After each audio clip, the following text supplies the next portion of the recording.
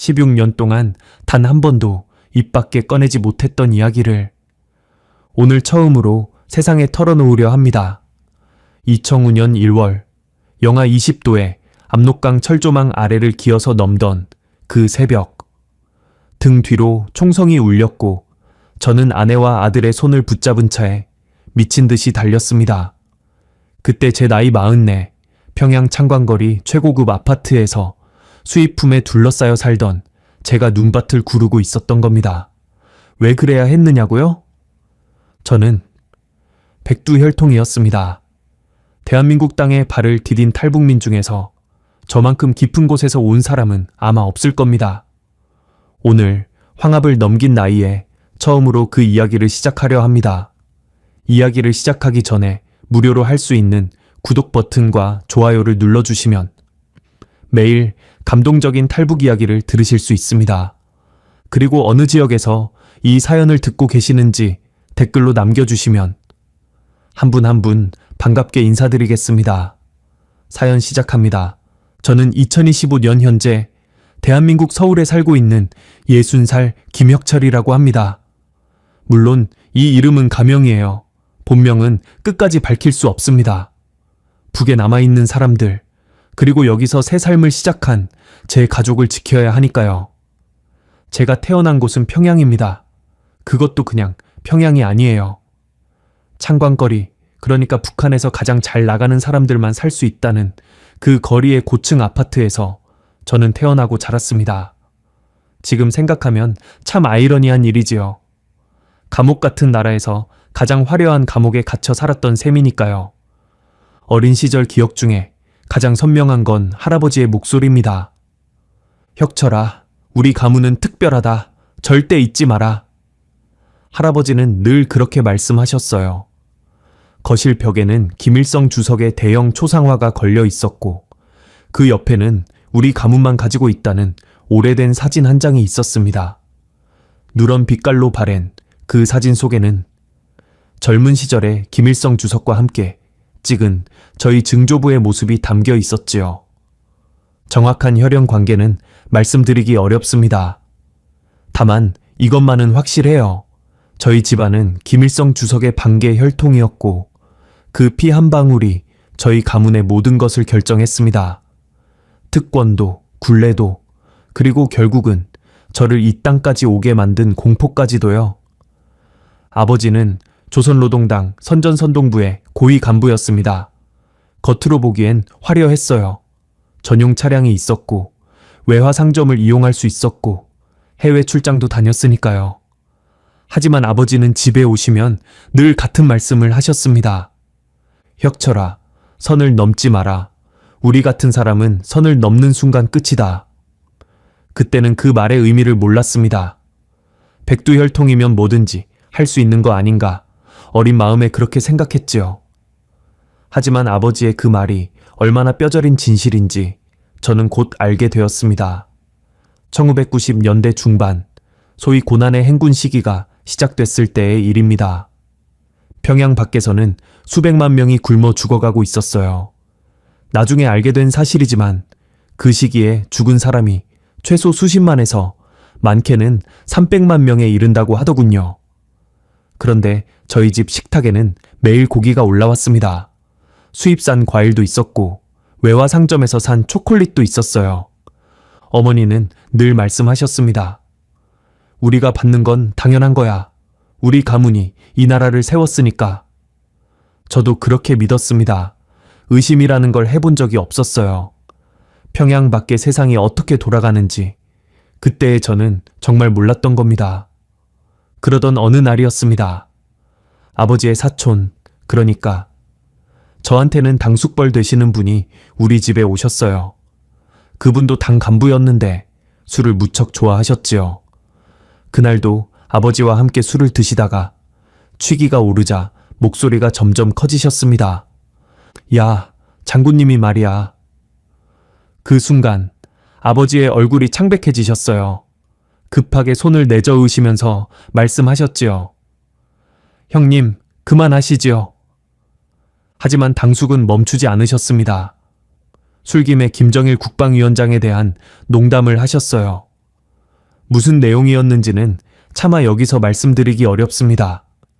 다만 그날 밤 아버지는 한숨도 주무시지 못하셨습니다. 사흘 뒤였습니다. 한밤중에 현관문을 두드리는 소리가 들렸어요. 아버지가 문을 여시자 검은 옷을 입은 사람들이 서 있었습니다. 국가보위부, 그러니까 북한의 비밀 경찰이었지요. 김동무, 같이 가시지요. 아버지는 아무 말 없이 고개를 끄덕이셨습니다. 그리고 저를 돌아보시며 말씀하셨어요. 혁철아, 당숙댁에는 당분간 가지 마라. 그게 무슨 뜻인지 저는 알았습니다. 당숙은 그날 밤 끌려가셨습니다. 술자리에서 한 농담 때문에요. 백두혈통이라는 게 아무 소용이 없었습니다. 아니, 오히려 백두혈통이기 때문에 더 위험했던 건지도 모르겠어요. 가문 내부의 불순분자는 더 철저하게 제거해야 한다. 그게 그들의 논리였으니까요. 3년 뒤 당숙의 소식이 전해졌습니다. 요덕 정치범수용소에서 사망하셨다고 하더군요.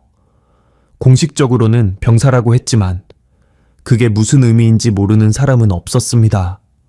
시신은 가족에게 인계됐는데 관을 열어보지 못하게 했다고 해요. 나중에 몰래 전해 들은 바로는 형체를 알아볼 수 없을 정도였다고 합니다. 저는 그날 처음으로 깨달았습니다. 백두혈통이라는 건 황금으로 만든 새장에 갇힌 것과 같다고요. 겉으로는 화려하지만 새장 밖으로 나가려 하는 순간 죽는 겁니다. 그리고 그 새장 안에서도 조금이라도 이상한 소리를 내면 목이 비틀어지는 거예요. 그때부터 저는 조심하기 시작했습니다. 입을 다물었고 귀를 막았고 눈을 감았습니다. 아버지가 말씀하신 대로 선을 넘지 않으려고 했어요. 김일성 종합대학을 졸업하고 아버지의 후광으로 대외경제 부문에 배치를 받았습니다. 충성스러운 당원으로 모범적인 간부로 살았지요. 그런데 말입니다.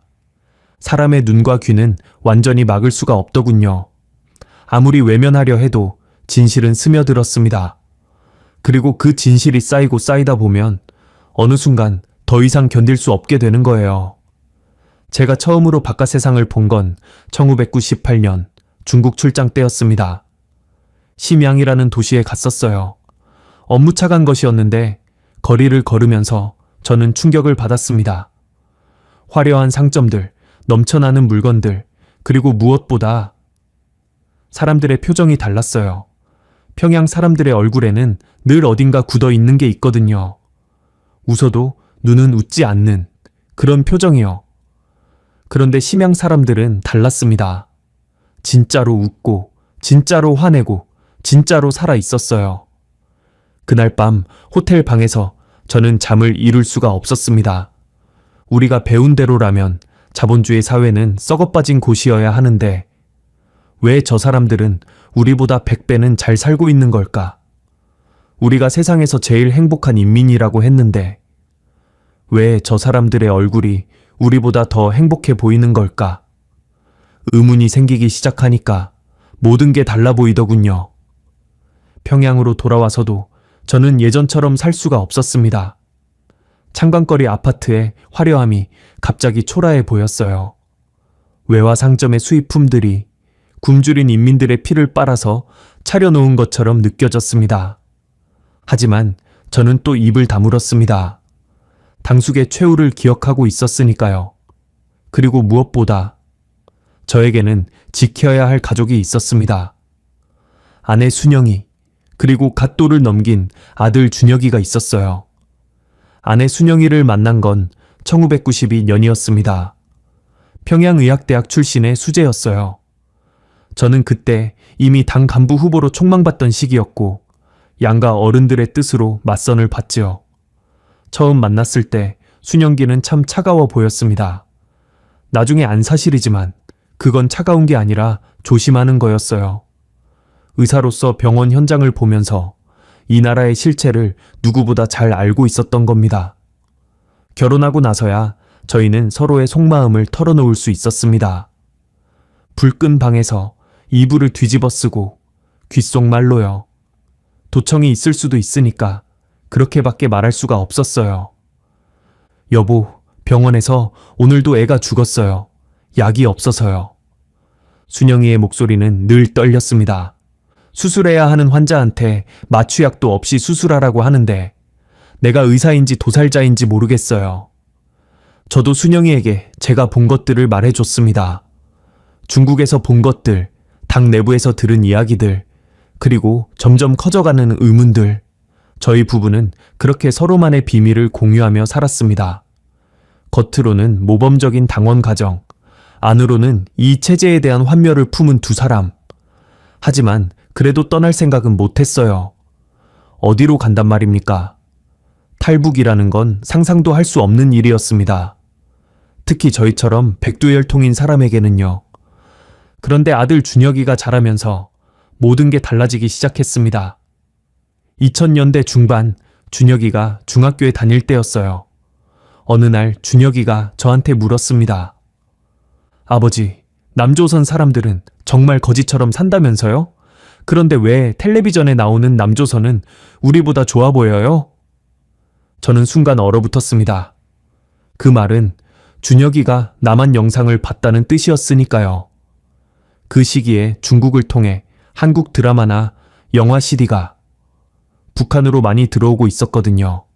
당에서는 그걸 막으려고 단속을 강화했지만 젊은 세대들 사이에서는 이미 널리 퍼진 상태였습니다. 저는 준혁이를 다그치지 않았습니다. 대신 방문을 닫고 작은 목소리로 말했어요. 준혁아, 그런 말은 절대 밖에서 하면 안 된다. 알았지? 준혁이는 고개를 끄덕였습니다. 그 아이의 눈에서 저는 제 자신을 봤어요. 의문을 품기 시작한, 하지만 아직 두려움을 모르는 어린 저의 모습을요. 그날 밤 저는 순영기에게 말했습니다.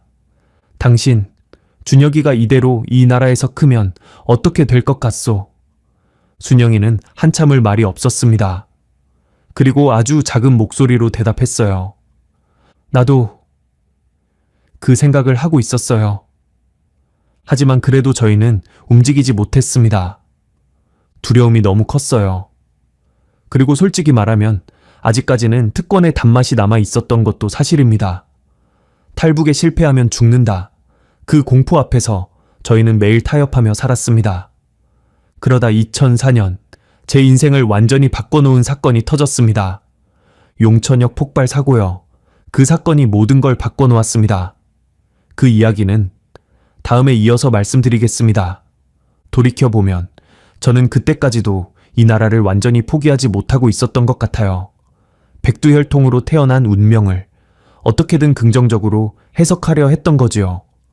하지만 용천에서 저는 깨달았습니다. 이 체제는 구원받을 수 없다고요. 그리고 저는 제 아들만큼은 이 구원받지 못할 체제의 희생물로 만들지 않겠다라고 결심했습니다. 그게 1965년생 백두혈통의 피를 이어받은 김혁철이라는 사람의 첫 번째 이야기입니다. 2000년대에 접어들면서 저는 본격적으로 바깥 세상을 보게 됐습니다. 아버지의 후광으로 대외경제 부문에 자리를 잡은 덕분이었어요. 쉽게 말하면 외화벌이 사업을 담당하는 부서였는데 이 자리는 북한에서 굉장히 선망받는 위치였습니다. 해외 출장을 다닐 수 있다는 것, 그건 곧 바깥 세상을 볼 수 있다는 뜻이었으니까요. 물론 출장을 간다고 해서 마음대로 돌아다닐 수 있는 건 아니었습니다. 늘 감시원이 붙었고 정해진 일정 외에는 움직일 수가 없었어요. 하지만 눈은 감출 수가 없잖아요. 차창 밖으로 스쳐가는 풍경, 거리를 오가는 사람들, 상점에 진열된 물건들. 그런 것들이 제 눈에 들어왔습니다. 2003년 봄 상하이 출장 때의 일이 아직도 잊히지 않습니다. 저는 그때 처음으로 푸동 지구를 봤어요. 혹시 상하이 가보신 분 계십니까? 푸동 지구라는 곳은 황푸강 건너편에 있는 신도시인데 마철루들이 하늘을 찌르듯 솟아있는 곳이에요. 동방명주탑이라는 거대한 타워가 있고 그 주변으로 유리와 철골로 된 초고층 빌딩들이 빽빽하게 들어서 있지요. 저녁 무렵이었습니다. 업무를 마치고 호텔로 돌아가는 길에 차가 황푸강변을 지나갔어요. 그때 마침 해가 지면서 푸동지구의 야경이 불을 밝히기 시작했습니다. 저는 숨이 멎는 것 같았습니다. 수천 개의 빌딩에서 쏟아지는 불빛, 강물에 비치는 화려한 조명, 거리를 가득 메운 자동차들의 행렬. 그건 제가 알던 세상이 아니었어요. 평양에서 가장 화려하다는 창광거리가 이곳에 비하면 시골 마을처럼 느껴졌습니다. 옆에 앉은 감시원이 말했습니다. 저게 다 자본가들이 인민의 피를 빨아서 세운 겁니다. 겉만 화려하지 속은 썩어 있어요. 저는 고개를 끄덕였습니다. 하지만 속으로는 생각했어요. 저렇게 썩어 빠진 나라가 왜 우리보다 100배는 잘 사는 걸까? 저기 거리를 걸어가는 사람들은 왜 우리 인민들보다 더 행복해 보이는 걸까? 그 의문을 누구에게도 말할 수 없었습니다. 호텔 방에 돌아와서 저는 창밖을 바라보며 밤새 잠을 이루지 못했어요. 1998년 심양 출장 때 받았던 충격이 다시 밀려왔습니다. 그리고 이번에는 더 강렬했어요. 심양은 그래도 중국의 동북 지방, 상대적으로 낙후된 곳이었거든요. 그런데 상하이는 달랐습니다. 세계 최첨단의 도시였어요. 그때 저는 처음으로 이런 생각을 했습니다. 우리가 배운 게 전부 거짓말이면 어떡하지? 하지만 그 생각을 빨리 지워버렸어요. 위험했으니까요. 당숙의 최후가 머릿속에 생생했고 저에게는 지켜야 할 가족이 있었습니다. 그래서 저는 또다시 눈을 감았어요. 본 것을 안 본 척, 느낀 것을 안 느낀 척. 그런데 2004년 4월 모든 것을 바꿔놓은 사건이 터졌습니다. 용천역 폭발 사고요. 그날은 4월 22일 목요일이었습니다. 저는 평양 사무실에서 일하고 있었어요. 오후 들어서 갑자기 분위기가 술렁거리기 시작했습니다. 상부에서 긴급 지시가 내려왔고 고위 간부들이 분주하게 움직였어요. 무슨 일이냐고 물었지만 아무도 대답해주지 않았습니다. 저녁 무렵에야 저는 진실의 일부를 알게 됐습니다. 평안북도 용천역에서 대규모 폭발 사고가 발생했다는 것이었어요. 그런데 이상한 건 사고 규모에 비해 반응이 너무 조용했다는 겁니다. 보통 이런 사고가 나면 즉각 대대적인 보도가 나가거든요. 수령님의 은덕으로 피해를 최소화했다. 뭐 그런 식으로요. 그런데 이번에는 쉬쉬하는 분위기였습니다.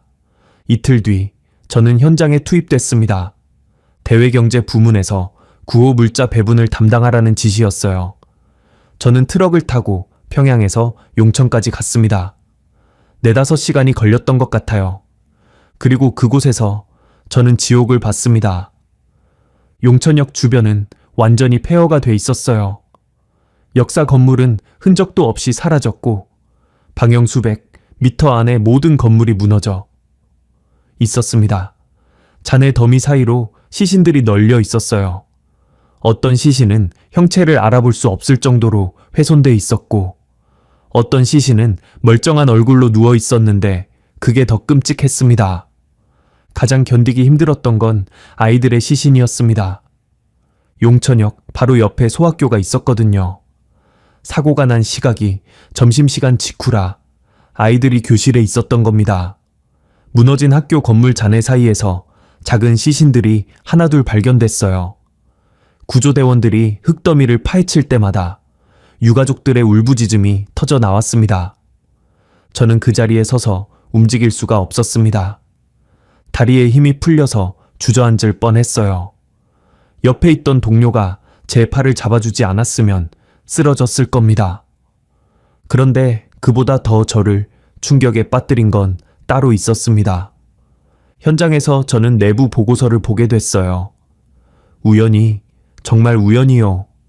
상급자가 잠깐 자리를 비운 사이에 책상 위에 놓인 문서를 봤는데 거기에는 공식 발표와 전혀 다른 내용이 적혀 있었습니다. 공식 발표로는 사망자가 154명이라고 했어요. 하지만 그 보고서에는 1000명이 넘는 숫자가 적혀 있었습니다. 그리고 더 충격적인 건 사고 원인에 대한 내용이었어요. 질산 암모늄을 실은 화물열차가 폭발했다는 건 맞았습니다. 그런데 그 사고가 왜 일어났는지 보고서에는 이렇게 적혀 있었어요. 경애하는 장군님의 특별 열차가 통과한 직후 선로 점검 과정에서 사고 발생. 무슨 말인지 아시겠습니까? 김정일 국방위원장의 특별 열차가 그 시각에 용천역을 지나갔던 겁니다. 장군님이 중국 방문을 마치고 귀국하는 길이었어요. 그 열차가 안전하게 통과하도록 모든 다른 열차를 대기시켜 놓았는데 장군님 열차가 지나간 직후 신호체계에 혼선이 생겼고 대기 중이던 화물 열차가 충돌하면서 폭발한 겁니다. 만약 폭발이 몇 분만 일찍 일어났다면 장군님이 돌아가셨을 수도 있었어요. 그런데 당은 그 사실을 철저히 숨겼습니다. 사망자 수도 축소하고 사고 원인도 전력선 합선이라고 발표했어요. 장군님 열차와의 연관성은 한마디도 언급되지 않았습니다. 저는 그 문서를 읽으면서 손이 떨렸습니다. 1000명이 넘는 사람이 죽었는데 그 진실이 숨겨지고 있었어요. 그리고 더 끔찍한 건 그 사람들이 왜 죽었는지도 밝혀지지 않는다는 거였습니다. 장군님을 보호하기 위해 수천 명의 목숨이 먼지처럼 취급되고 있었어요. 평양으로 돌아오는 트럭 안에서 저는 내내 아무 말도 할 수가 없었습니다. 눈을 감으면 아이들의 시신이 보였고 귀를 막으면 유가족들의 울음소리가 들렸어요. 그리고 머릿속에서는 그 문서의 숫자들이 맴돌았습니다. 1000명, 1000명, 1000명. 집에 도착했을 때 순영이가 현관에서 저를 맞았습니다. 저는 아무 말 없이 순영기를 껴안았어요. 한참을 그렇게 서 있었습니다. 순영기가 물었어요. 여보, 무슨 일 있었어요? 저는 대답할 수가 없었습니다. 그날 밤 저는 처음으로 술을 마셨습니다. 제가 원래 술을 안 하거든요. 당숙의 일 이후로 술자리가 무서웠으니까요. 그런데 그날은 마시지 않으면 견딜 수가 없었어요. 병째로 들이켰습니다. 순영이가 준혁이를 재우고 와서 제 옆에 앉았습니다. 여보, 용천에 다녀왔다면서요? 저는 고개를 끄덕였어요. 얼마나 심해요? 저는 한참 망설이다가 말했습니다. 아주 작은 목소리로 거의 입술만 움직여서요. 발표보다 훨씬 많이 죽었어. 1000명이 넘어. 순영이의 얼굴이 굳어졌습니다. 그리고 장군님 열차가 지나간 직후에 터졌어. 그걸 숨기고 있어. 순영이는 아무 말도 하지 않았습니다. 대신 자리에서 일어나 방 안의 불을 모두 껐어요. 그리고 다시 제 옆으로 와서 이불을 뒤집어 썼습니다. 저도 그 안으로 들어갔어요. 이불 속의 어둠 속에서 순영기가 제 귀에 속삭였습니다. 나도 오늘 병원에서 애가 죽었어요. 장염인데 링거액이 없어서. 저번 달에만 4명이에요. 저는 순영이의 손을 잡았습니다. 이 나라가 썩었어요, 여보. 순영이의 목소리는 떨리고 있었어요. 아이들이 죽어가는데 약이 없어요. 그런데 당 간부들 전용 병원에는 수입약이 넘쳐나요. 나도 알아요. 장군님 건강검진에 쓰이는 의료기기가 얼마짜린지 알아요. 독일에서 수입한 건데 그 돈이면 우리 병원 일, 년치 약값이에요. 저는 아무 말도 할 수 없었습니다. 여보, 나 더는 못하겠어요. 순영기의 눈에서 눈물이 흘렀습니다. 어둠 속이라 안 보였지만 제 손을 적시는 따뜻한 것이 느껴졌어요. 매일 죽어가는 사람들 보면서 아무것도 못하는 게 나 미쳐버릴 것 같아요. 저는 순영기를 끌어안았습니다. 그리고 처음으로, 정말 처음으로 이런 말을 했어요. 당신, 만약에 말이야. 저는 말을 잇지 못했습니다. 너무 무서웠거든요. 그 말을 입 밖에 꺼내는 것 자체가요. 순영기가 물었습니다. 만약에 뭐요? 만약에 다른 데서 살 수 있다면? 그 말이 나오는 순간 저도 놀랐습니다. 제가 그런 말을 할 줄은 몰랐어요. 하지만 용천에서 본 것들이 제 안에서 무언가를 무너뜨린 것 같았습니다. 순영이는 한참을 침묵했습니다. 그리고 아주 작은 목소리로 말했어요. 나도 그 생각 해봤어요. 우리 부부는 그날 밤 처음으로 그 이야기를 나눴습니다. 탈북이라는 말은 차마 꺼내지 못했어요. 너무 무서웠으니까요. 대신 다른 삶이라는 표현을 썼습니다. 만약 다른 데서 살 수 있다면, 만약 이 나라가 아닌 곳에서 살 수 있다면. 하지만 그건 그냥 상상일 뿐이었어요. 탈북? 백두혈통인 우리가? 잡히면 즉결 처형이에요. 가족까지 연좌제로 수용소에 끌려가고요. 그리고 설령 성공한다 해도 갈 곳이 어디 있습니까? 중국에 가면 강제 송환되고 남조선은 말할 것도 없고요. 그래서 그날 밤의 대화는 그냥 대화로 끝났습니다. 이불을 걷고 나와서 다시 일상으로 돌아갔어요.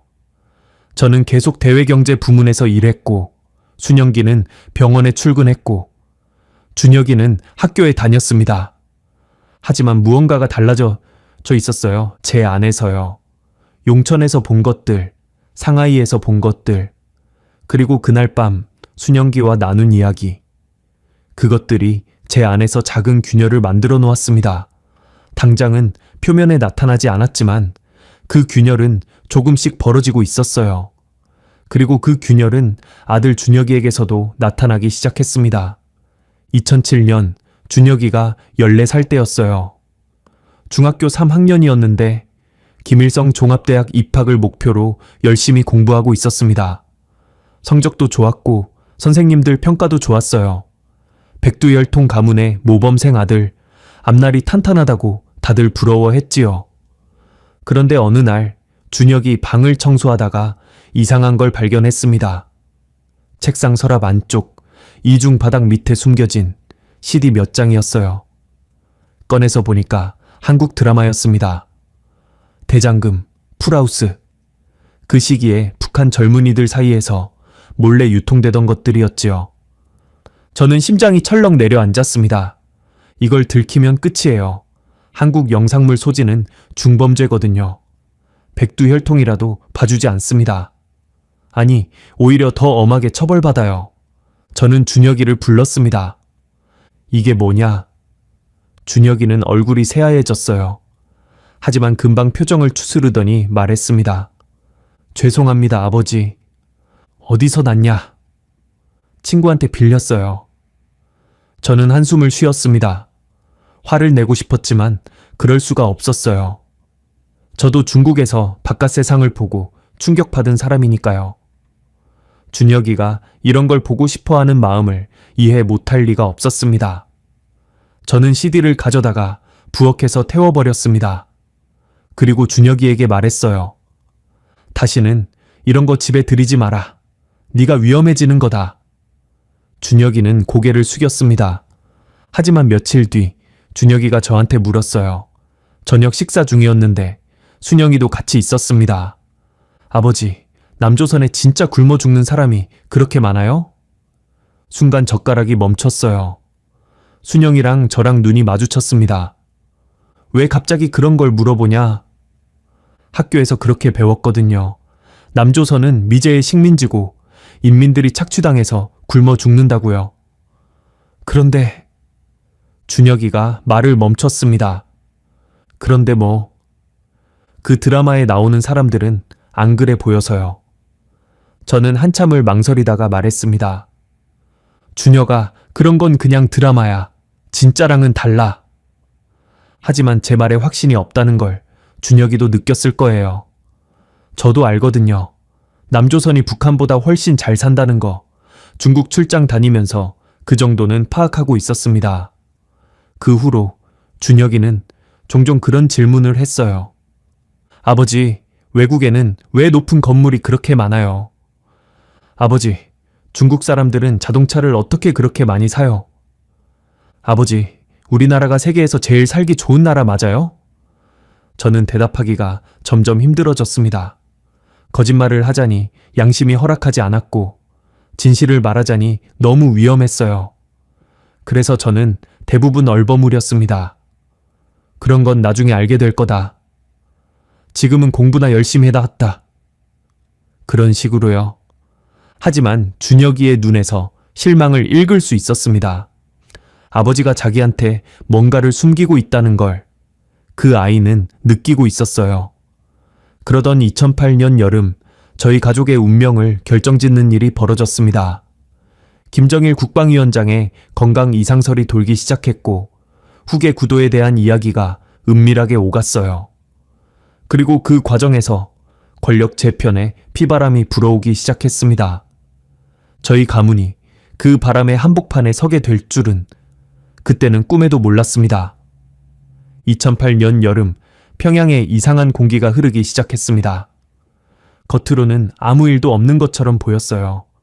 거리에는 여전히 김정일 국방위원장의 초상화가 걸려 있었고 확성기에서는 혁명가요가 울려 퍼졌고 사람들은 매일 아침 출근하고 저녁에 퇴근했습니다.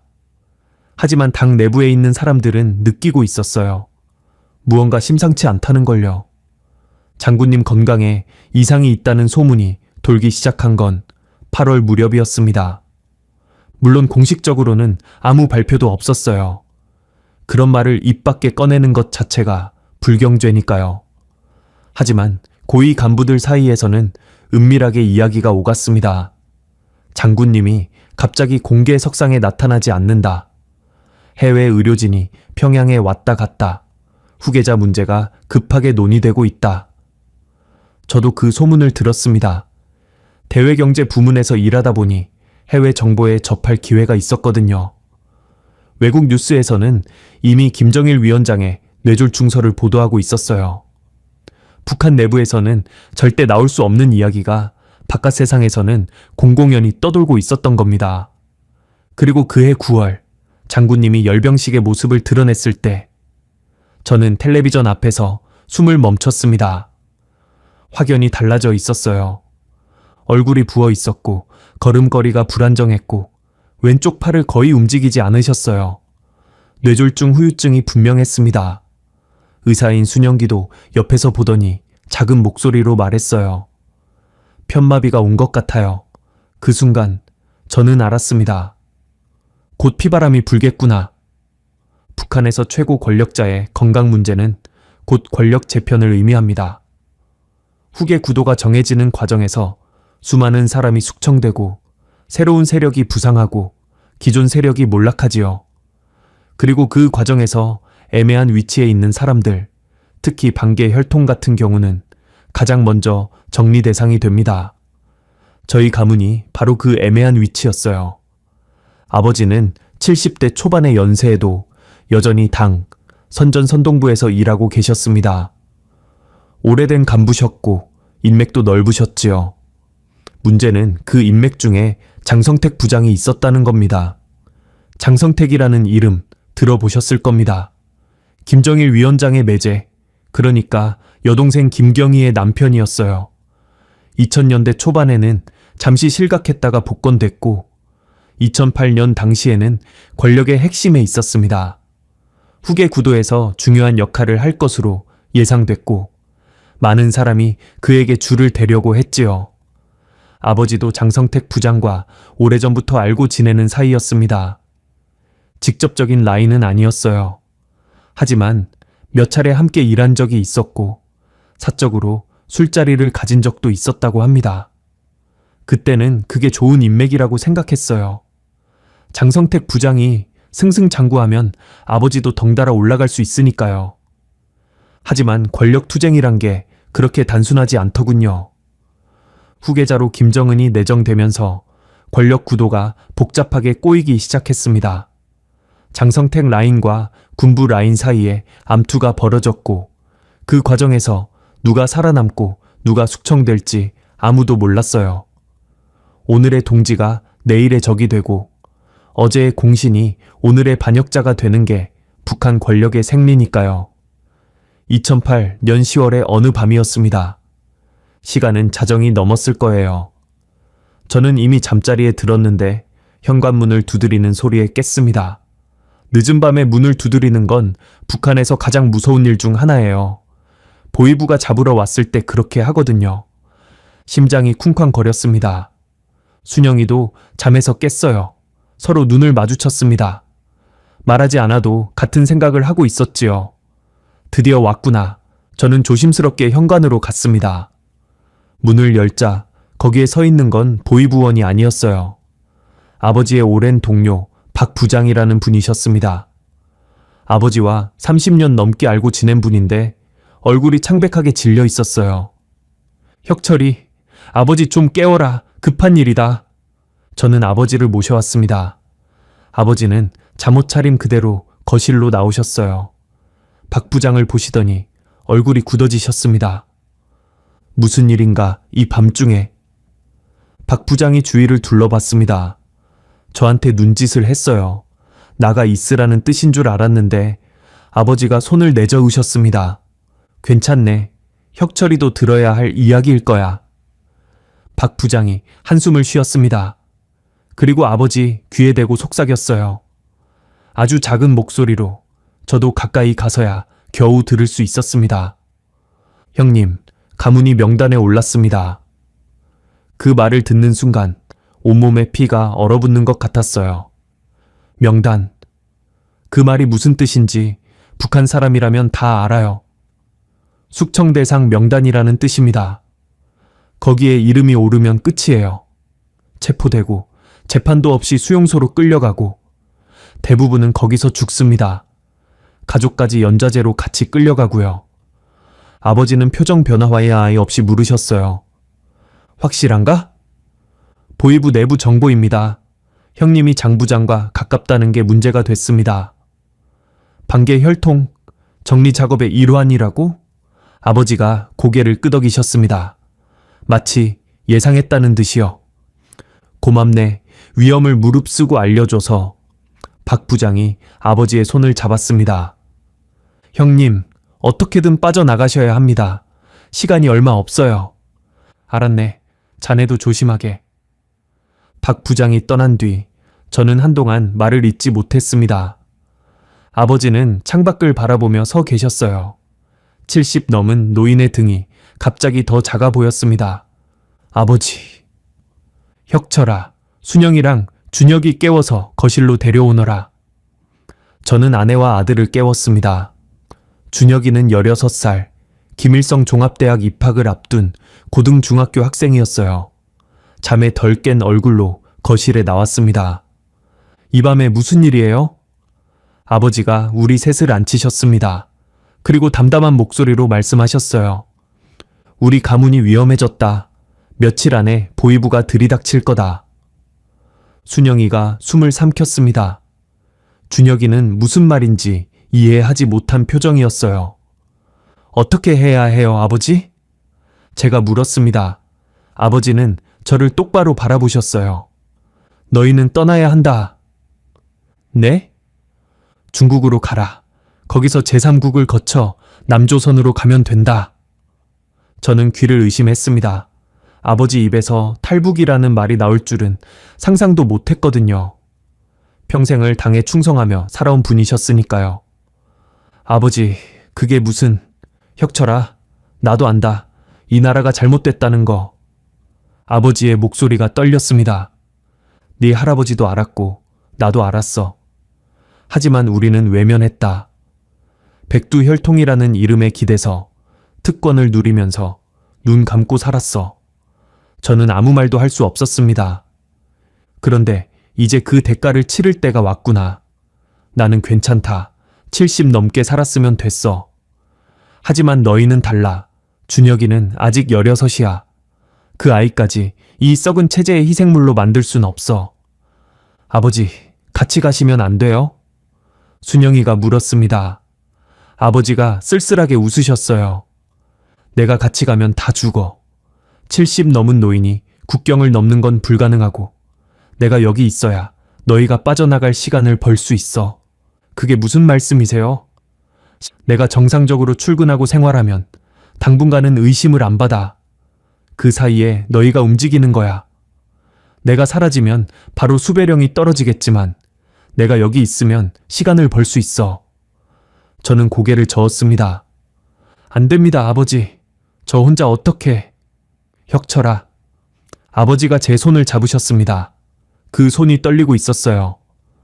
부탁이다. 준혁이를 데리고 가라. 그 아이가 사람답게 살 수 있는 세상에서 살게 해다오. 그게 이 아비의 마지막 소원이다. 아버지의 눈에서 눈물이 흘렀습니다. 저는 태어나서 처음으로 아버지의 눈물을 봤어요. 평생을 강인하게 사셨던 분이었거든요. 어떤 상황에서도 동요하지 않으셨던 분이셨는데 그런 아버지가 눈물을 흘리고 계셨습니다. 저도 눈물이 났습니다. 아버지, 울지 마라. 시간이 없어. 아버지가 자리에서 일어나셨습니다. 그리고 안방으로 들어가시더니 무거운 장롱을 옮기기 시작하셨어요. 저도 따라가서 도왔습니다. 장롱 아래 바닥에는 이중 구조가 있었습니다. 저는 그 집에서 40년 넘게 살았는데 그런 게 있는 줄 몰랐어요. 아버지가 바닥 판자를 들어 올리자 그 밑에 작은 금고가 나타났습니다. 이건 비상금이다. 우리 가문이 대대로 숨겨온 거야. 아버지가 금고를 열었습니다. 그 안에는 금괴가 들어 있었어요. 작은 것들이 여러 개, 합치면 상당한 양이었습니다. 미화로 10만 달러 정도 될 거다. 이걸로 탈북 비용을 대고 남은 건 정착 자금으로 써라. 저는 말문이 막혔습니다. 아버지, 이런 게 있었어요? 만약을 대비해서 모아둔 거야. 설마 이렇게 쓸 줄은 몰랐지만. 아버지가 금괴와 함께 작은 종이 한 장을 꺼내셨습니다. 여기 적힌 사람을 찾아가라. 중국 단둥에 있는 조선족인데 믿을 수 있는 사람이야. 이 사람이 탈북 루트를 알고 있어. 저는 그 종이를 받아들었습니다. 손이 떨려서 글씨가 제대로 안 보였어요. 아버지, 정말 이렇게 헤어져야 하는 겁니까? 아버지가 제 어깨를 잡으셨습니다. 혁철아, 이게 마지막이 될지도 모른다. 그러니까 잘 들어라. 저는 고개를 끄덕였습니다. 네가 남조선에 가면 아마 많은 사람이 물을 거다. 북조선이 어떤 나라였냐고. 그때 진실을 말해라. 우리 가문이 뭘 보고 뭘 알았는지, 백두혈통이라는 게 어떤 건지, 이 나라가 얼마나 썩었는지. 아버지, 우리 가문은 이 체제의 공범이었어. 알면서도 외면했으니까. 하지만 최소한 너는 다르게 살아라. 진실을 증언하고 떳떳하게 살아라. 그게 속죄하는 길이야. 저는 아버지를 껴안았습니다. 70 넘은 노인의 몸이 얼마나 작고 가벼운지 그때 처음 느꼈어요. 어린 시절에는 그렇게 크고 듬직해 보이셨던 아버지가 이제는 제 품에 안길 만큼 작아져 계셨습니다. 아버지, 죄송합니다. 뭐가 죄송해? 불효자입니다. 아버지를 두고 가는? 아버지가 제 등을 토닥이셨습니다. 혁철아, 다시는 못 만나도 원망하지 마라.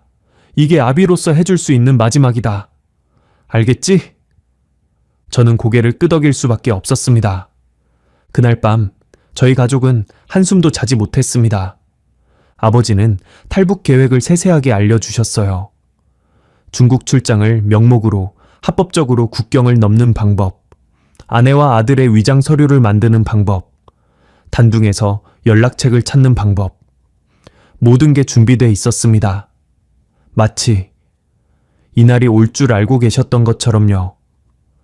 아버지, 혹시 예전부터 준비하고 계셨어요? 제가 물었습니다. 아버지가 쓸쓸하게 웃으셨어요.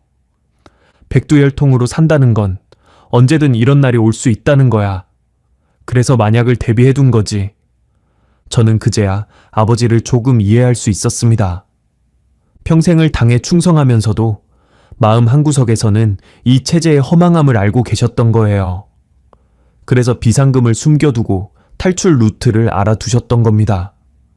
겉으로는 충성스러운 간부였지만 속으로는 언젠가 이 체제가 무너지거나 아니면 자신이 숙청당할 날을 대비하고 계셨던 거지요. 새벽이 밝아올 무렵 아버지가 말씀하셨습니다. 오늘부터 움직여라. 시간이 없어. 그리고 마지막으로 저희 셋을 한 명씩 껴안으셨습니다. 순영기를 안으시며 말씀하셨어요. 며느리, 고생이 많을 거다. 혁철이를 잘 부탁한다. 준혁이를 안으시며 말씀하셨어요. 우리 손자, 할아버지가 미안하다. 좋은 세상에서 살아라. 그리고 마지막으로 저를 안으셨습니다. 혁철아, 잘 가라. 다음 생에 다시 만나자. 저는 아버지의 품에서 한참을 울었습니다. 그게 아버지와의 마지막이었습니다. 그 후로 저는 아버지를 다시 보지 못했어요. 목소리도 듣지 못했고 소식도 들을 수 없었습니다. 나중에 알게 된 사실이지만 저희가 탈북에 성공한 지 한 달 뒤에 아버지는 체포되셨다고 합니다. 그리고 그 이야기는 나중에 하겠습니다. 지금은 너무 힘들어서요. 그날 새벽 아버지와 헤어지고 나서 저는 바로 움직이기 시작했습니다. 3주 안에 탈북을 완료해야 했어요. 아버지와 헤어진 그 새벽부터 저는 완전히 다른 사람이 됐습니다. 겉으로는 평소와 똑같이 행동했어요. 매일 아침 출근하고 회의에 참석하고 동료들과 점심을 먹었습니다. 하지만 머릿속에서는 쉴 새 없이 계산이 돌아가고 있었지요. 어떻게 하면 들키지 않고 빠져나갈 수 있을까? 어떻게 하면 가족을 안전하게 데리고 나갈 수 있을까? 주어진 시간은 3주였습니다. 아버지 말씀으로는 그 안에 보위부가 움직일 거라고 하셨어요. 숙청 명단에 오르면 보통 한 달 이내에 체포가 이루어진다고 하셨습니다. 그러니까 저희에게 남은 시간은 길어야 3주, 짧으면 일주일이었던 겁니다. 문제는 저희가 일반 탈북민이 아니라는 거였어요. 보통 탈북하는 사람들은 대부분 함경도나 양강도 같은 국경 지역 주민들이에요. 감시가 상대적으로 느슨하고 중국 쪽에 연고가 있는 경우도 많지요. 그래서 몰래 국경을 넘는 게 가능한 겁니다. 하지만 저희는 평양 주민이었습니다. 그것도 백두혈통 가문의 당 간부요. 저희의 모든 행적은 보위부에 기록되고 있었어요. 어디를 가는지, 누구를 만나는지, 무슨 말을 하는지, 심지어 집 전화도 도청되고 있을 가능성이 높았습니다. 이런 상황에서 불법으로 국경을 넘는다? 불가능했어요. 그래서 저는 다른 방법을 생각했습니다. 합법적으로 국경을 넘는 거였지요. 저는 대외경제 부문에서 일하고 있었으니까 중국 출장을 갈 명분이 있었어요. 실제로 연말이면 중국 측 거래처들과 결산 회의를 하는 게 관례였거든요. 저는 이걸 이용하기로 했습니다. 출장 허가를 받는 건 어렵지 않았어요. 저는 평소에 모범적인 간부로 통했고 출장 실적도 좋았으니까요. 상부에 보고서를 올렸습니다. 중국 심양에 있는 거래처와 연말 결산 회의를 해야 한다고요. 허가는 이틀 만에 떨어졌습니다. 문제는 아내와 아들이었어요. 저 혼자 출장을 가는 건 자연스럽지만 가족을 데리고 가는 건 이상하거든요. 그래서 각각 다른 명목을 만들어야 했습니다. 순영이의 경우는 의외로 쉬웠어요. 당시 중국과 북한 사이에 의료 교류 프로그램이 있었거든요. 저 북한 의사들이 중국 병원에 가서 연수를 받는 거였는데 순영기는 평양의대 출신의 우수한 의사였으니까 자격이 됐어요. 저는 인맥을 동원해서 순영기를 그 프로그램에 넣었습니다. 목적지는 심양, 저와 같은 도시였지요. 준혁이가 가장 어려웠습니다. 16살 학생이 해외에 나갈 명분이 뭐가 있겠어요. 한참을 고민하다가 저는 한 가지 방법을 생각해냈습니다. 아버지 출장에 수행원으로 따라가는 거였어요. 북한에서는 고위 간부가 출장을 갈 때 수행원을 데리고 가는 경우가 있거든요. 보통은 부하 직원이 가지만 가끔 자녀를 데리고 가는 경우도 있어요. 교육 목적이라는 명목으로요. 장차 당 간부가 될 아이에게 해외 경험을 쌓게 해준다는 논리였지요. 저는 이 논리를 썼습니다. 아들이 내년에 김일성 종합대학에 입학하는데 대외 경제 분야를 전공할 예정기요. 이번 기회에 현장 경험을 쌓게 해주고 싶소. 상부에서는 약간 의아해했지만 결국 허가를 내줬어요. 백두혈통 가문의 자제에게 특별 교육 기회를 준다는 게 말이 안 되는 건 아니었으니까요. 서류는 준비됐습니다. 하지만 진짜 문제는 따로 있었어요. 출국 심사였습니다. 북한에서 해외로 나가려면 여러 단계의 심사를 거쳐야 해요. 서류 심사, 신원 조회, 그리고 마지막으로 공항이나 기차역에서의 출국 심사. 이 마지막 관문이 가장 까다롭습니다. 보위부 요원이 직접 심사를 하거든요. 만약 저희 가문이 이미 감시 대상이라면 출국 심사에서 걸릴 수 있었어요. 그래서 저는 보험을 들기로 했습니다. 뇌물이었지요. 북한에서 뇌물은 일상입니다. 모든 게 뇌물로 돌아가요. 병원에서 치료받으려면 의사한테 뇌물을 줘야 하고, 좋은 직장을 얻으려면 인사 담당자한테 뇌물을 줘야 하고, 심지어 시장에서 장사를 하려면 단속권한테 뇌물을 줘야 합니다. 출국 심사도 마찬가지였어요. 저는 평양역 출국 심사를 담당하는 보이부 중자를 알아냈습니다. 리광수라는 사람이었어요. 나이는 50대 초반, 보이부에서 20년 넘게 근무한 베테랑이었지요. 이런 사람은 보통 두 가지 유형 중 하나예요. 진짜로 체제에 충성하는 골수 간부이거나 아니면 뇌물에 눈이 먼 부패한 간부이거나, 저는 그가 후자이길 빌었습니다. 접촉은 조심스럽게 했어요. 저의 옛 동료 중에 리 중자와 같은 고향 출신인 사람이 있었거든요. 그 동료를 통해 자연스럽게 술자리를 만들었습니다. 표면적으로는 그냥 선배 간부와 후배 간부가 친목을 도모하는 자리였지요. 술이 몇 잔 들어가자 저는 조심스럽게 말을 꺼냈습니다. 리동무, 요즘 생활이 어떻소? 리 중자가 한숨을 쉬더군요. 뭐, 그럭저럭이지요. 보이부 월급으로 뭘 하겠습니까? 자녀분들은 잘 있소? 아들이 대학에 들어갔는데 이것저것 들어가는 게 많아서. 저는 그 말에서 기회를 봤습니다. 리 동무, 사실 내가 부탁이 하나 있소. 리 중자의 눈빛이 달라졌어요. 이런 자리에서 부탁이라는 말이 나오면 뭘 의미하는지 다들 알거든요. 무슨 부탁입니까? 다음 주에 내가 가족을 데리고 중국 출장을 가는데 출국 심사가 좀 걱정이 되어서 말이오. 혹시 그쪽 라인에서 도움을 받을 수 있겠소? 리 중자가 잠시 생각하더니 물었습니다. 도움이라면 어느 정도를 말씀하시는 겁니까? 저는 품속에서 작은 보자기를 꺼냈습니다. 그 안에는 금고의 3개가 들어있었어요. 아버지가 주신 비상금의 일부였지요. 이 정도면 되겠소? 리 중자의 눈이 커졌습니다. 금고의 3개면 북한에서는 엄청난 금액이에요. 일반 노동자 10년치 월급은 될 겁니다. 리 중자는 주위를 둘러보더니 재빨리 보자기를 품속에 넣었습니다. 김동무, 무슨 일인지는 묻지 않겠소. 출국 심사 때 내가 직접 담당하리다. 서류만 제대로 갖춰오시오. 고맙소, 리 동무. 나중에 큰 자리 갈 때 내가 힘 써주겠소. 그렇게 가장 큰 관문 하나를 넘었습니다. 하지만 안심할 수는 없었어요. 북한에서는 누가 어디서 지켜보고 있을지 모르거든요. 저는 평소와 다름없이 생활하면서 조금씩 탈북 준비를 해나갔습니다. 집에서는 필요한 물건들을 추렸어요. 가져갈 수 있는 건 각자 작은 가방 하나뿐이었습니다. 출장 가는 것처럼 보여야 했으니까요.